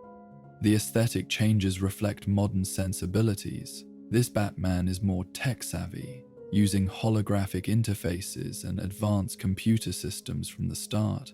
His costume incorporates more armor and practical considerations. Gotham itself feels more like a real modern city, still gothic but recognizably contemporary. The villains update too, using social media and modern technology alongside their traditional gimmicks. Scott Snyder's run begins with a revelation that strikes at Batman's core competency. He doesn't know Gotham as well as he thinks. The Court of Owls, a secret society that has ruled Gotham from the shadows for centuries, should be exactly the kind of threat Batman would discover. That they've operated under his nose his entire career is both humiliating and terrifying. The court represents old Gotham, the aristocracy that predates even the Wayne family's prominence. They meet in hidden rooms throughout the city, wearing owl masks that mock Batman's animal motif. Their mythology runs deep. Nursery rhymes warn of their existence. Architectural spaces hide their presence. Their conspiracy theory made real, secret history Batman somehow missed. Their enforcers, the Talons, are particularly disturbing. These immortal assassins, preserved and resurrected through mysterious means, represent a perversion of Batman's own methods. Where he uses fear and shadow, they use death and resurrection. Where he refuses to kill, they exist only to kill. They're what Batman might be without moral constraints. Eternal soldiers in an endless war. The revelation that Dick Grayson was meant to be a Talon adds personal stakes. The court had marked him from birth, intended to claim him as their weapon. Only his parents' death and Bruce's intervention saved him from this fate. It recontextualizes Dick's entire history. Was meeting Bruce random chance or orchestrated event? The paranoid possibilities multiply endlessly. Batman's confrontation with the court pushes him to physical and psychological limits. Trapped in their labyrinth, drugged and hunted, he experiences vulnerability rarely shown. The controlled, prepared Batman is reduced to desperate survival, hallucinating and barely coherent. His escape requires not careful planning but brutal determination, punching through walls rather than solving puzzles. The court's eventual defeat doesn't feel complete. They're weakened but not destroyed, driven deeper underground but not eliminated. They represent something that can't be punched into submission, Gotham's fundamental corruption. The rot that existed before Batman and will exist after. He can fight symptoms, but not the disease itself. A humbling realization for someone who thought he could save his city through sufficient will. The Joker's return in Death of the Family takes his obsession with Batman to grotesque new extremes. Having cut off his own face and left it nailed to his cell wall, Joker returns wearing the rotting flesh as a mask. It's body horror that makes his usual appearance seem tame, a physical manifestation of his psychological decay. This isn't the dapper clown prince, but something more fundamentally disturbing. His plan targets not Batman directly, but the extended Bat family: Robin, Nightwing, Red Robin, Batgirl, Red Hood, even Alfred. Joker sees them as distractions, diluting the purity of his relationship with Batman. In his twisted logic, he's doing Batman a favor by removing these hangers-on, returning them to their original dynamic of arch-enemies locked in eternal conflict. The psychological warfare is precisely targeted. Joker demonstrates knowledge of the family's secret identities, invading their civilian lives with ease. He recreates traumatic moments, Jason's death, Barbara's shooting, forcing them to relive their worst experiences. Each attack is personalized, showing deep understanding of what will hurt most. It's terrorism aimed at very specific targets. Batman's response reveals the cracks in his family relationships. He's hidden information from them, keeping secrets even from those closest to him. The revelation that Joker might have known their identities all along, that Batman knew Joker knew but didn't tell them, creates trust issues that mirror Batman's relationship with the Justice League. His need for control, for being the keeper of dangerous knowledge, alienates those who love him most. The climactic dinner party, with Joker serving the family their own faces, revealed as a sick joke, using fake flesh, pushes grotesque comedy to its limits. But beneath the horror is genuine emotion. Joker really does believe he's helping Batman by removing distractions. His love for Batman is sincere in its twisted way. He's the abusive partner trying to isolate their victim, convinced their toxic relationship is all that matters. The story's conclusion leaves lasting damage. While the family survives physically, their trust in Batman is shaken. Each member takes time away, needing space from both the trauma and from Bruce's controlling nature. The Joker loses again, but achieves a form of victory. He's proven that Batman's connections to others are vulnerabilities, that the family Batman built can be turned against him.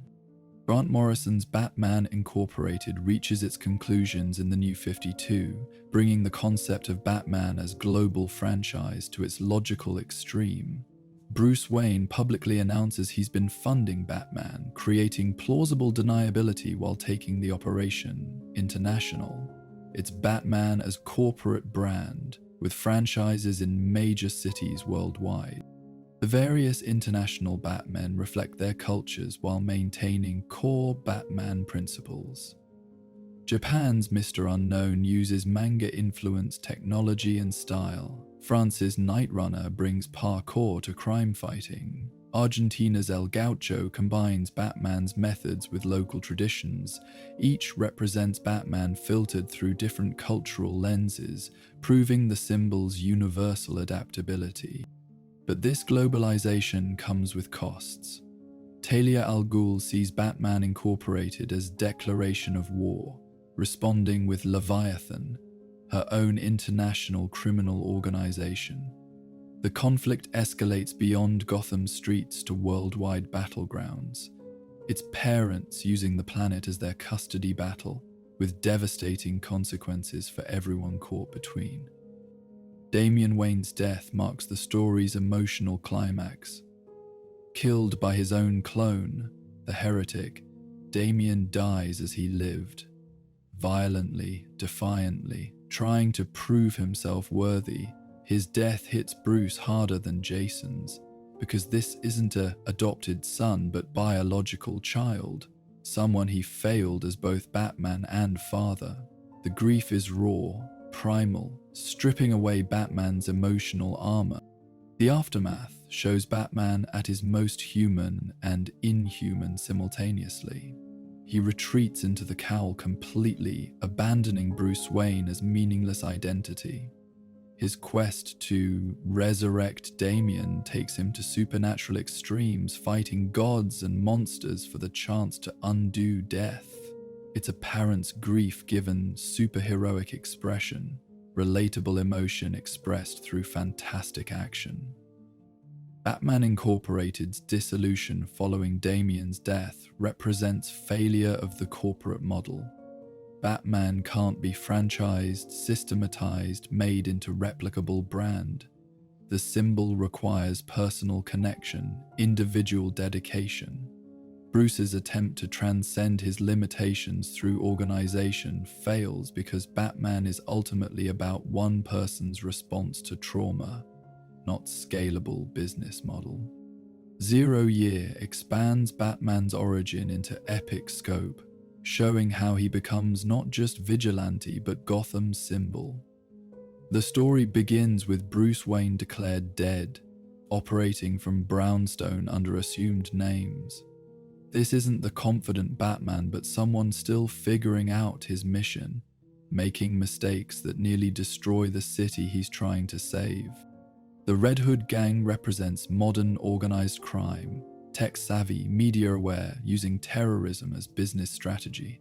Their leader, eventually revealed as possible proto-Joker, pushes Bruce to become more than just skilled fighter.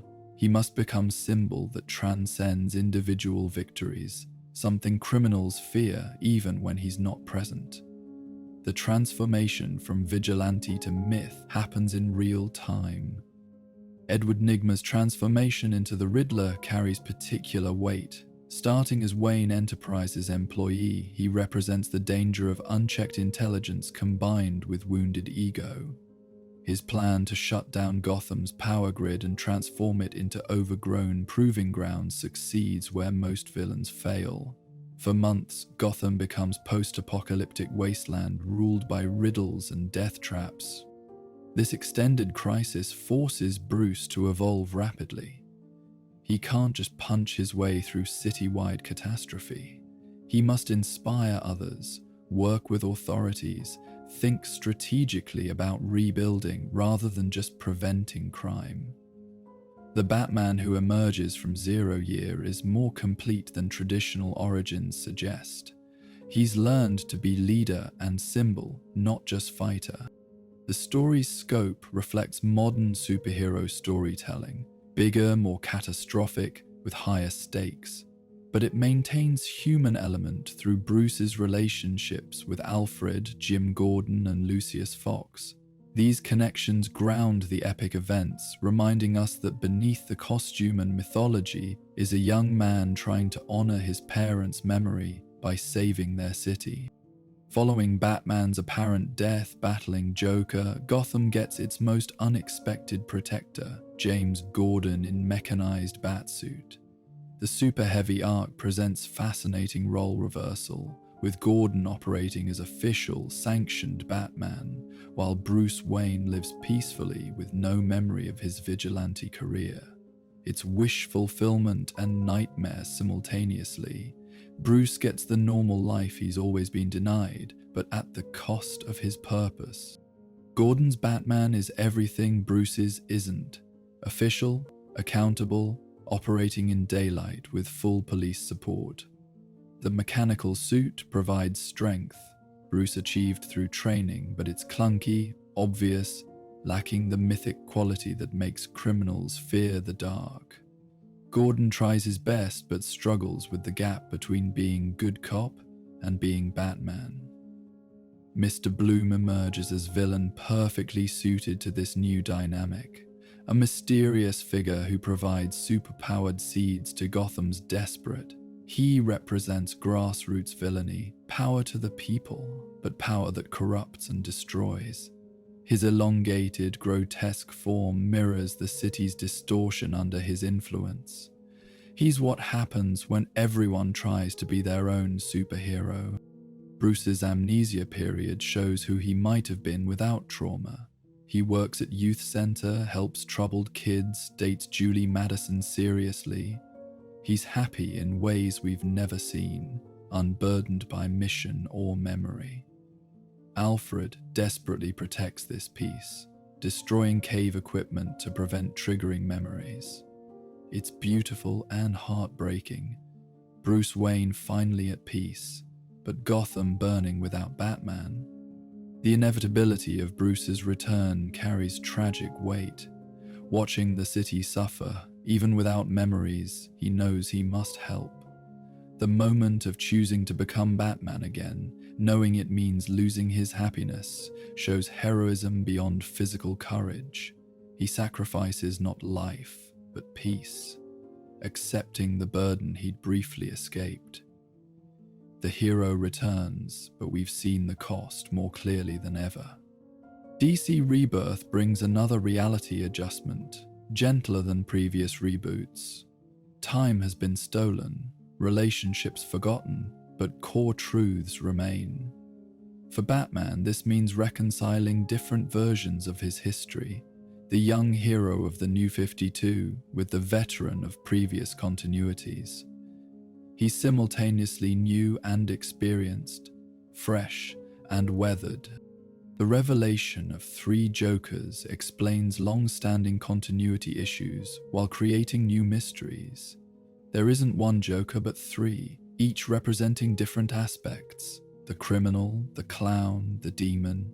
It recontextualizes every Joker story, suggesting deeper patterns behind apparent randomness. Batman's greatest enemy isn't one man, but idea made flesh in multiple forms. This era brings new focus on family dynamics.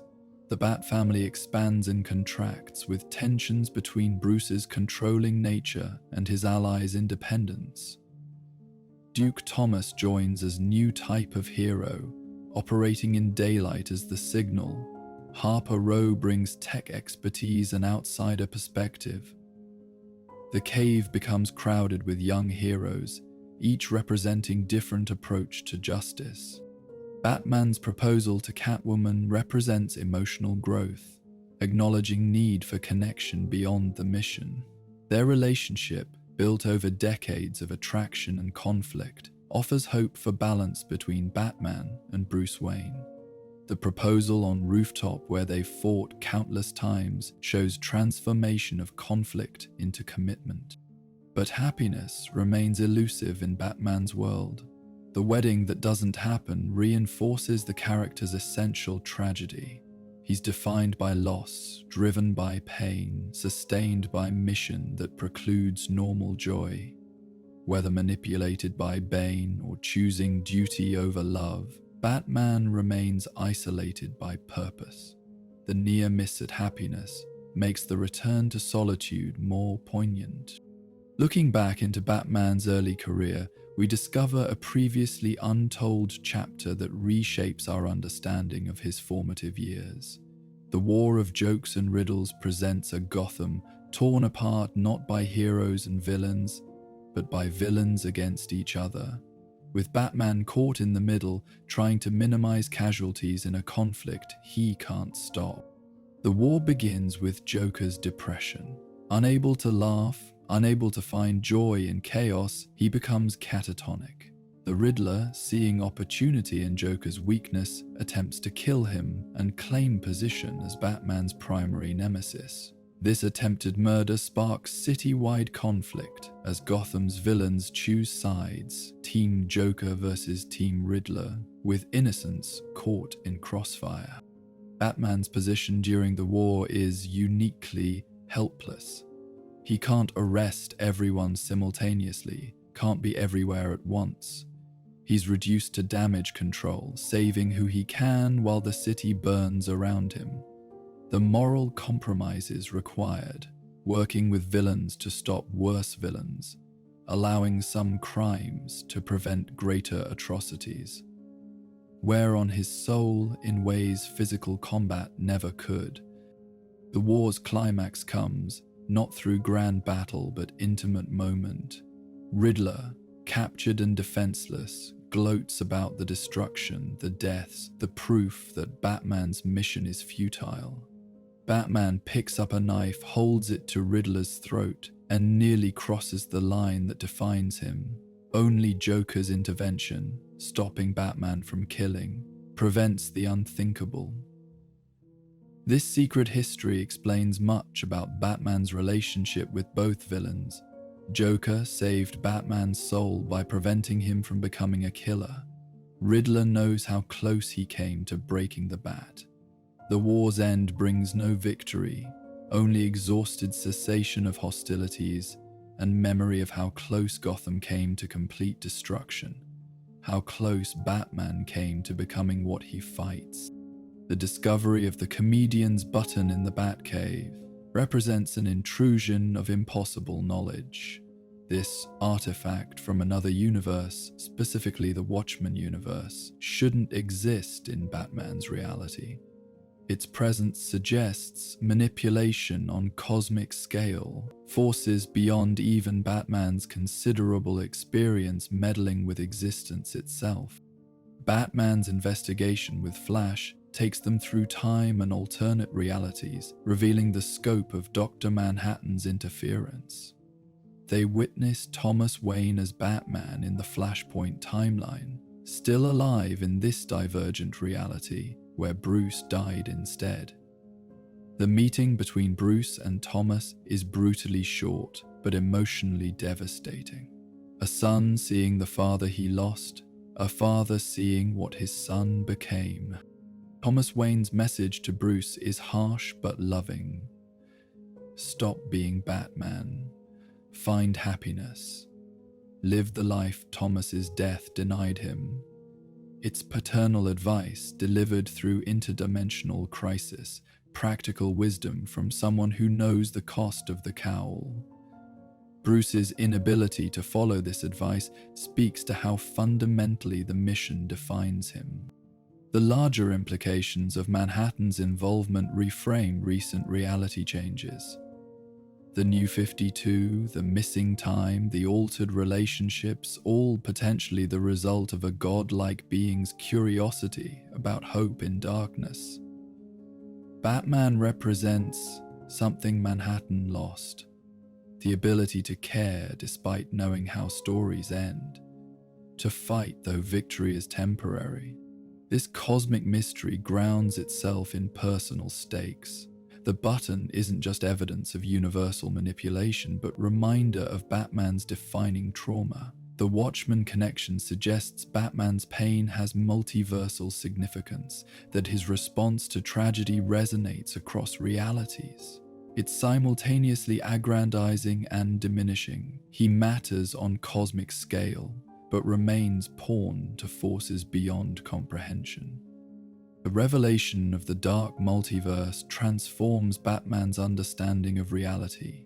Beyond the known multiverse exists a realm of failed realities, cosmic mistakes that should have been destroyed but persist in twisted forms. Batman's investigation into mysterious metals and ancient mysteries awakens Barbatos, demon of the dark multiverse, seeking to invade prime reality. The Dark Knights, evil Batmen from failed realities, represent Batman's worst fears made manifest. The Batman who laughs combines Batman's skills with Joker's insanity. The Drowned is Batman who murdered Aquaman and flooded the world. The Merciless killed Wonder Woman and took her power. Each shows what Batman could become if he broke his rules, if tragedy pushed him past redemption. These aren't simple evil duplicates, but logical extremes of Batman's character. Each began as heroic Batman facing impossible loss, choosing darkness to prevent greater tragedy. Their monstrosity comes from good intentions corrupted, heroic drives pushed past sanity. Their cautionary tales Batman must face, seeing his own potential for evil reflected infinitely. The crisis requires Batman to embrace aspects of himself he usually suppresses. He must work with Joker, accepting their connection as fundamental force. He must trust his allies completely, abandoning control for cooperation. Most difficult, he must hope, choosing to believe in good outcomes despite all evidence suggesting futility. The resolution involves Batman becoming something more than human, briefly channeling cosmic forces, wielding power that could corrupt absolutely. His ability to relinquish this power to return to being just Batman shows strength beyond physical might. He faces godhood and chooses humanity, understanding that Batman's power comes from limitation, from being mortal facing immortal threats. Bruce Wayne's proposal to Selina Kyle represents unprecedented emotional risk. After decades of attraction, conflict, and mutual understanding, he offers not just partnership but complete vulnerability. The proposal acknowledges what readers have long known. Catwoman understands Batman in ways no one else can, accepts both sides of his identity without trying to change either. The engagement period shows Bruce attempting balance between Batman and happiness. He continues his mission but with lighter spirit, allowing himself moments of joy between patrols. Selina joins him on cases, their partnership both romantic and practical. They're equals in ways Bruce's other relationships never achieve. Two creatures of the night finding solace in shared darkness. The double date with Clark and Lois provides charming normalcy, superheroes discussing wedding planning over dinner. These moments of humanity, of Bruce Wayne genuinely happy and relaxed, feel precious because we know how rare they are. Clark's support matters, the friendship between world's finest extending beyond costumes to genuine care for each other's happiness. But shadows gather around the impending wedding. Joker's intervention seems inevitable. How could Batman's greatest enemy allow such happiness?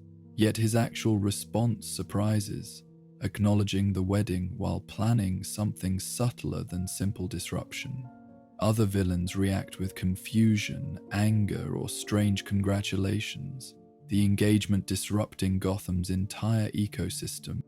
The wedding day arrives with perfect atmosphere. Friends gathered on Gotham rooftop, Alfred prepared to officiate, the city quiet as if holding its breath, but Selina doesn't come. Her letter explains what we fear. She believes Batman needs tragedy, that happiness would diminish him, make him less effective. She leaves not from lack of love, but excess of it, sacrificing their joy for Gotham's protection. The revelation of Bane's manipulation adds cruel layer to personal tragedy. Selina was psychologically pushed toward this decision, her own fears weaponized against their love. But the manipulation worked because the fears were real. Can Batman exist without pain? Does Bruce Wayne deserve happiness when his parents had none? The wedding fails not through external force but internal doubt. Bane's final plan represents the culmination of years of planning, a systematic destruction of Batman through psychological warfare rather than physical dominance. Taking control of Gotham legally through manipulated governmental channels, he transforms the city into his personal kingdom, with Batman forbidden to enter on pain of Alfred's death. This Gotham under Bane's rule is orderly but oppressive. Crime is controlled but freedom eliminated. Villains serve as deputies, maintaining peace through fear. Citizens have safety but no liberty, protection but no hope. It's authoritarian efficiency that makes some question whether Batman's chaotic Gotham was actually better. At least there was choice, even if that choice included danger. Batman's exile forces examination of his relationship with Gotham. Is he the city's protector or part of its disease? Does his presence inspire villains as much as heroes? Watching from outside as Bane's regime provides brutal stability, Bruce must confront uncomfortable questions about his mission's actual effects on those he claims to protect. The murder of Alfred represents Bane breaking Batman's spirit more effectively than breaking his back ever did. Alfred dies not in heroic sacrifice, but as punishment for Damian's defiance, killed to prove a point. His death is mundane, brutal, final, neck snapped in front of the boy he helped raise. It's loss that can't be avenged, only endured. Batman's return to Gotham comes not as triumphant hero, but broken man seeking justice or revenge. The line blurs completely. Working with Catwoman, he dismantles Bane's network piece by piece, but victory feels hollow with Alfred gone.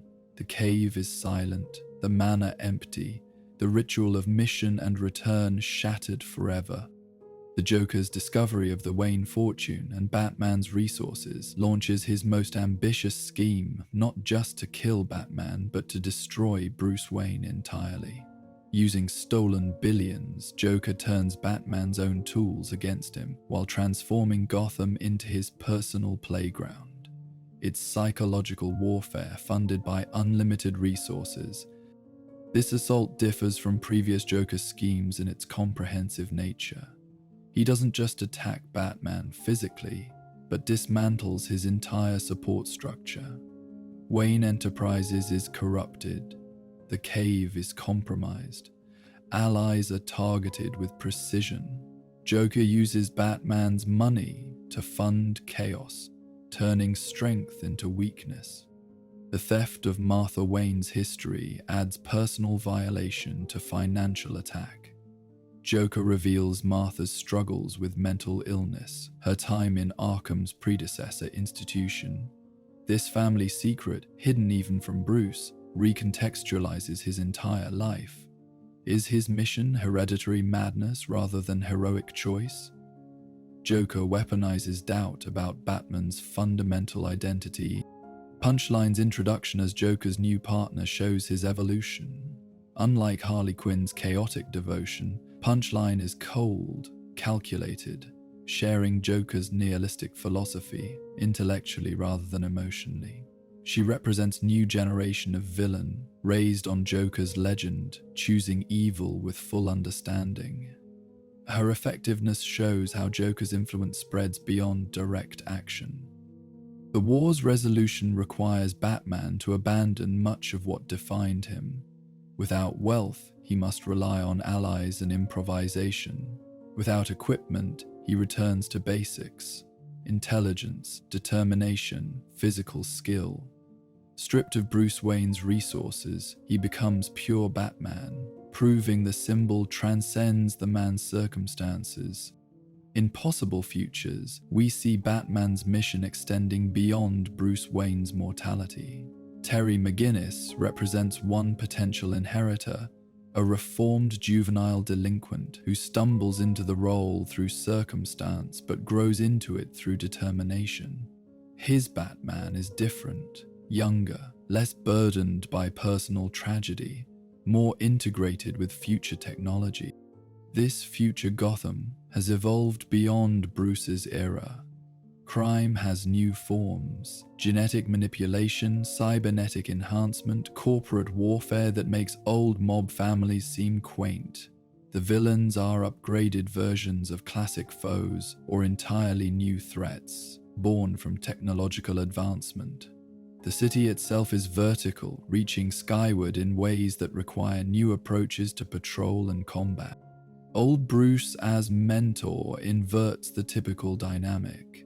He's the Alfred figure now, providing guidance from the cave while Terry faces danger. But he's harder than Alfred ever was, less patient with failure, more demanding of perfection. Age hasn't softened his edge, only sharpened his understanding of what the mission costs. Terry's relationships differ from Bruce's patterns. He maintains connection to family, has normal friendships, even attempts regular romance. He's Batman part-time, rather than obsessive identity. This balance makes him healthier, but perhaps less effective. He lacks Bruce's total dedication, for better and worse. The question becomes whether Batman requires dysfunction to function. The revelation of Terry's true origin, genetically engineered to be Bruce's son, adds complexity to their relationship. Is their connection genuine mentorship or biological destiny? Does it matter? Terry chooses to continue as Batman regardless of how he started, proving that choice matters more than origin. He's not Bruce's clone, but his successor, similar but distinct. Another future shows Bruce Wayne attempting retirement, trying to live without Batman as age makes the physical demands impossible. But Gotham without Batman degrades into chaos. forcing the Dark Knight's return despite the body's protests. This older Batman is slower but smarter, brutal from necessity rather than choice. Miller's dystopian future presents superheroics as outlawed, regulated, or corrupted. Superman serves the government, Wonder Woman returns to Paradise Island, heroes have abandoned heroism for survival or compliance. Only Batman returns, unable to accept the world's slide into darkness. His resurgence inspires others, but also threatens established order. The final confrontation with Superman represents ideological conflict made physical. Superman argues for order, stability, working within systems however flawed. Batman demands justice regardless of law, freedom regardless of safety. Neither is entirely wrong or right. Their battle is philosophical disagreement expressed through fists, friendship broken by irreconcilable worldviews. This future Batman is explicitly political in ways mainline versions avoid. He leads riots, inspires revolution, transforms from vigilante to rebel leader. The sons of Batman represent his philosophy spreading beyond individual action to movement. Its logical extension of Batman's anti-authority stance, challenging not just criminals but governments that enable them. The ambiguous ending, Batman's death faked, mission continuing underground, suggests the symbol's immortality. Batman can't truly die because what he represents endures. As long as corruption exists, someone will rise to fight it. The specific man matters less than the idea, though Bruce Wayne's version defined the archetype all others follow. The multiverse offers infinite variations on Batman's future. In some, Damian Wayne inherits the mantle, bringing League of Assassins training to Gotham's protection. His Batman is more violent, but oddly more hopeful, believing in redemption through strength. He reforms villains through force, creates peace through fear, achieves what Bruce couldn't by abandoning Bruce's limits. Other futures show the mantle passed beyond the family. Cassandra Cain's Batman communicates through action rather than words, reading body language as others read books. Tim Drake's Batman emphasizes detection over combat, solving crimes before they're committed through predictive analysis. Each inheritor brings their own interpretation, proving Batman's adaptability. Some timelines present Batman as immortal through various means. Lazarus Pit exposure extends his life indefinitely, creating centuries-old Dark Knight, who's seen empires rise and fall. Time travel creates temporal loop where Batman exists across all eras simultaneously. These immortal Batmen gain perspective but lose humanity, becoming more symbol than man. The darkest timelines show Batman's failure. Gotham destroyed, mission incomplete, legacy corrupted. These serve as warnings about the fragility of his achievements. Without constant vigilance, darkness returns quickly. The work is never finished, peace never permanent. Every generation must choose its own heroes or face its own collapse. But throughout all futures, certain constants remain. The Bat's symbol endures as sign of hope and fear. Gotham continues as eternal city of shadows, requiring eternal guardian. The mission adapts but persists, passed between generations like sacred flame. Batman proves larger than any individual idea that transcends specific incarnation. As we near the end of our journey through Batman's complete history, we must contemplate what it all means. Why does this story of a traumatized child who becomes a vigilante resonate across decades and cultures? What makes Batman endure when so many heroes fade? The answer lies in the universality of loss and the choice of how to respond. Everyone faces tragedy. Everyone knows pain. Batman shows one path, transforming suffering into purpose, channeling grief into action. He doesn't heal from trauma but weaponizes it, turns wound into weapon. This isn't necessarily healthy, but it's recognizable, understandable. Batman represents the promise that one person can matter, that individual choice can change the world. In an era of systemic problems requiring collective solutions, Batman offers the fantasy of direct action. See problem, punch, problem, problem solved. The reality is more complex, but the appeal remains simple. Someone is doing something about the darkness. The family Batman builds speaks to found connections mattering more than blood. Dick, Jason, Tim, Stephanie, Cassandra, Damian, all damaged in their own ways, all finding purpose in shared mission. They prove that trauma doesn't have to isolate, that broken people can support each other. The Bat family is dysfunctional but functional, scarred but surviving.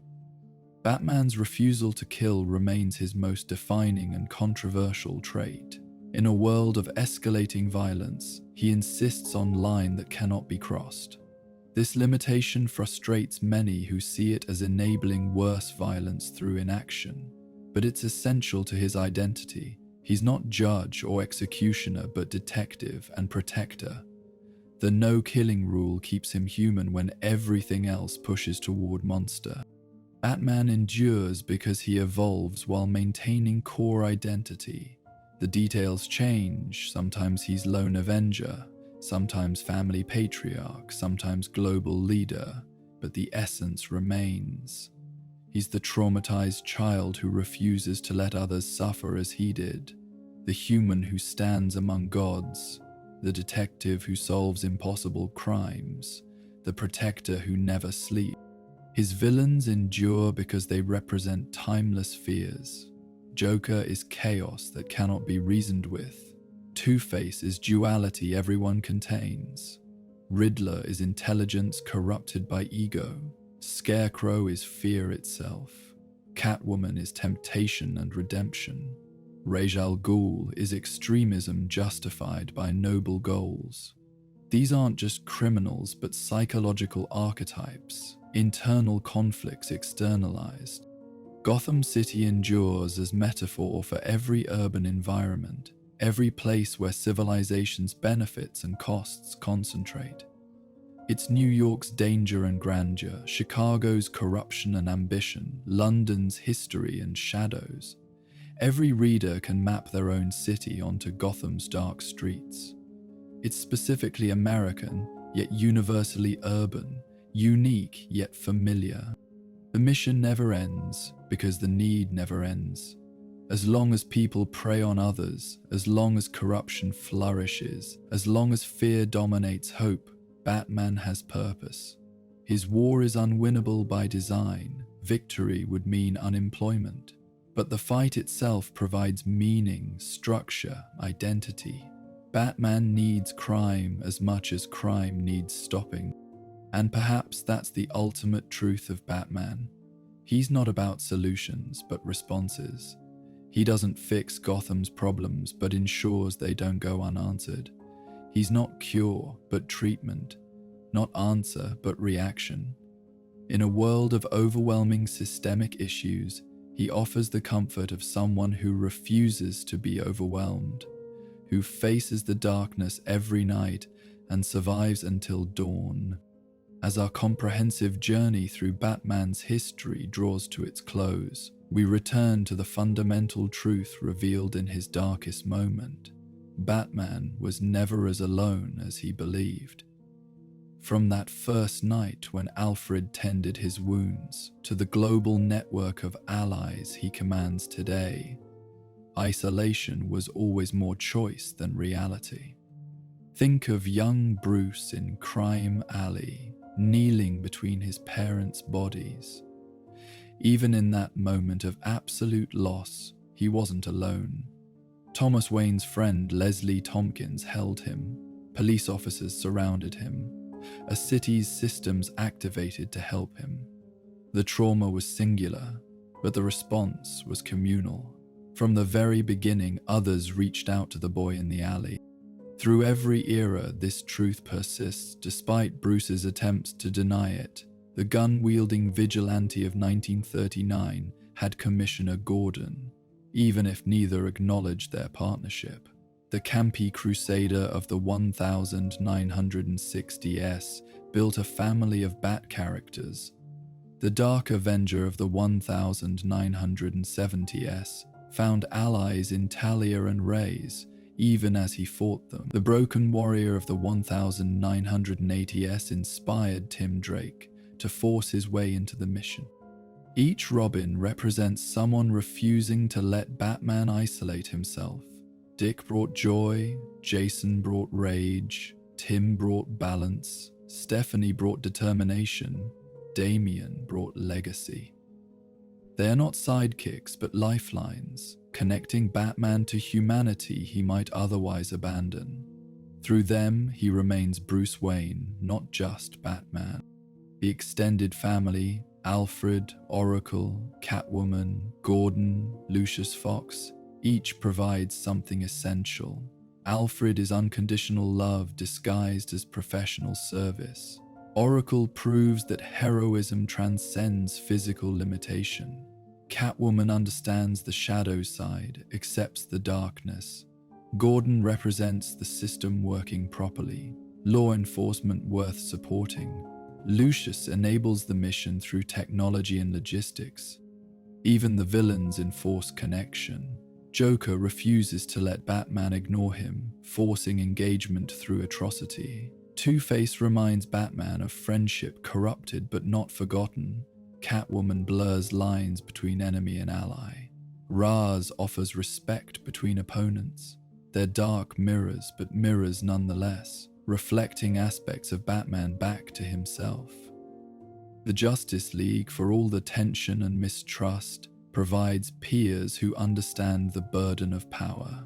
Superman offers friendship between opposites. Wonder Woman provides warriors' perspective on justice. Flash brings humor to grimness. Green Lantern shows will manifested differently. They're not just allies, but family of choice, brothers and sisters in the endless battle. Batman's greatest victories come through connection, not isolation. He defeats the Master by trusting the Vault Dweller. He survives Bane by accepting help from his Bat family. He escapes Darkseid's trap through allies' intervention. Every time he insists on working alone, he fails or nearly fails. Every time he accepts help, he succeeds beyond individual capability.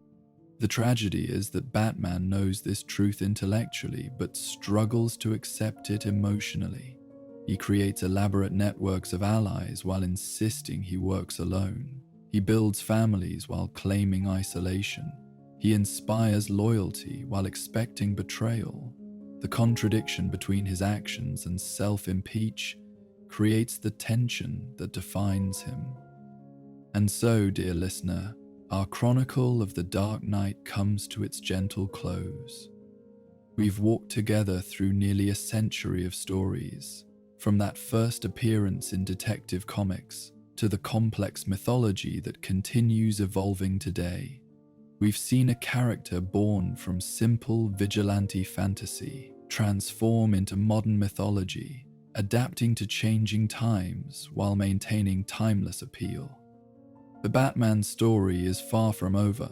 Even now, new chapters are being written, new interpretations emerging, new generations discovering the power of the Bat symbol.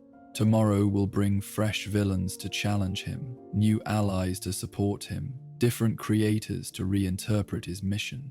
The specific details will change, but the core endures. A human being choosing to stand against the darkness, inspiring others to do the same. Perhaps in your dreams tonight you'll find yourself in Gotham City. Perhaps you'll hear the flutter of cape in darkness, see the signal light pierce clouded sky, feel the comfort of knowing someone watches over the night. Or perhaps you'll simply rest, carrying with you the knowledge that stories of justice and determination have been told for generations and will be told for generations more. Thank you for joining me on this journey through shadow and symbol, through triumph and tragedy, through the complete history of Batman.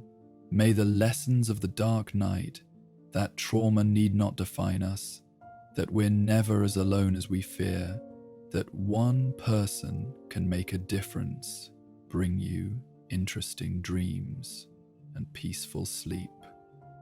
Rest well, knowing that somewhere in the fictional multiverse, Batman continues his eternal vigil. The mission never ends, but for tonight, you can lay down your burdens and rest. Tomorrow will bring its own challenges and its own heroes to face them.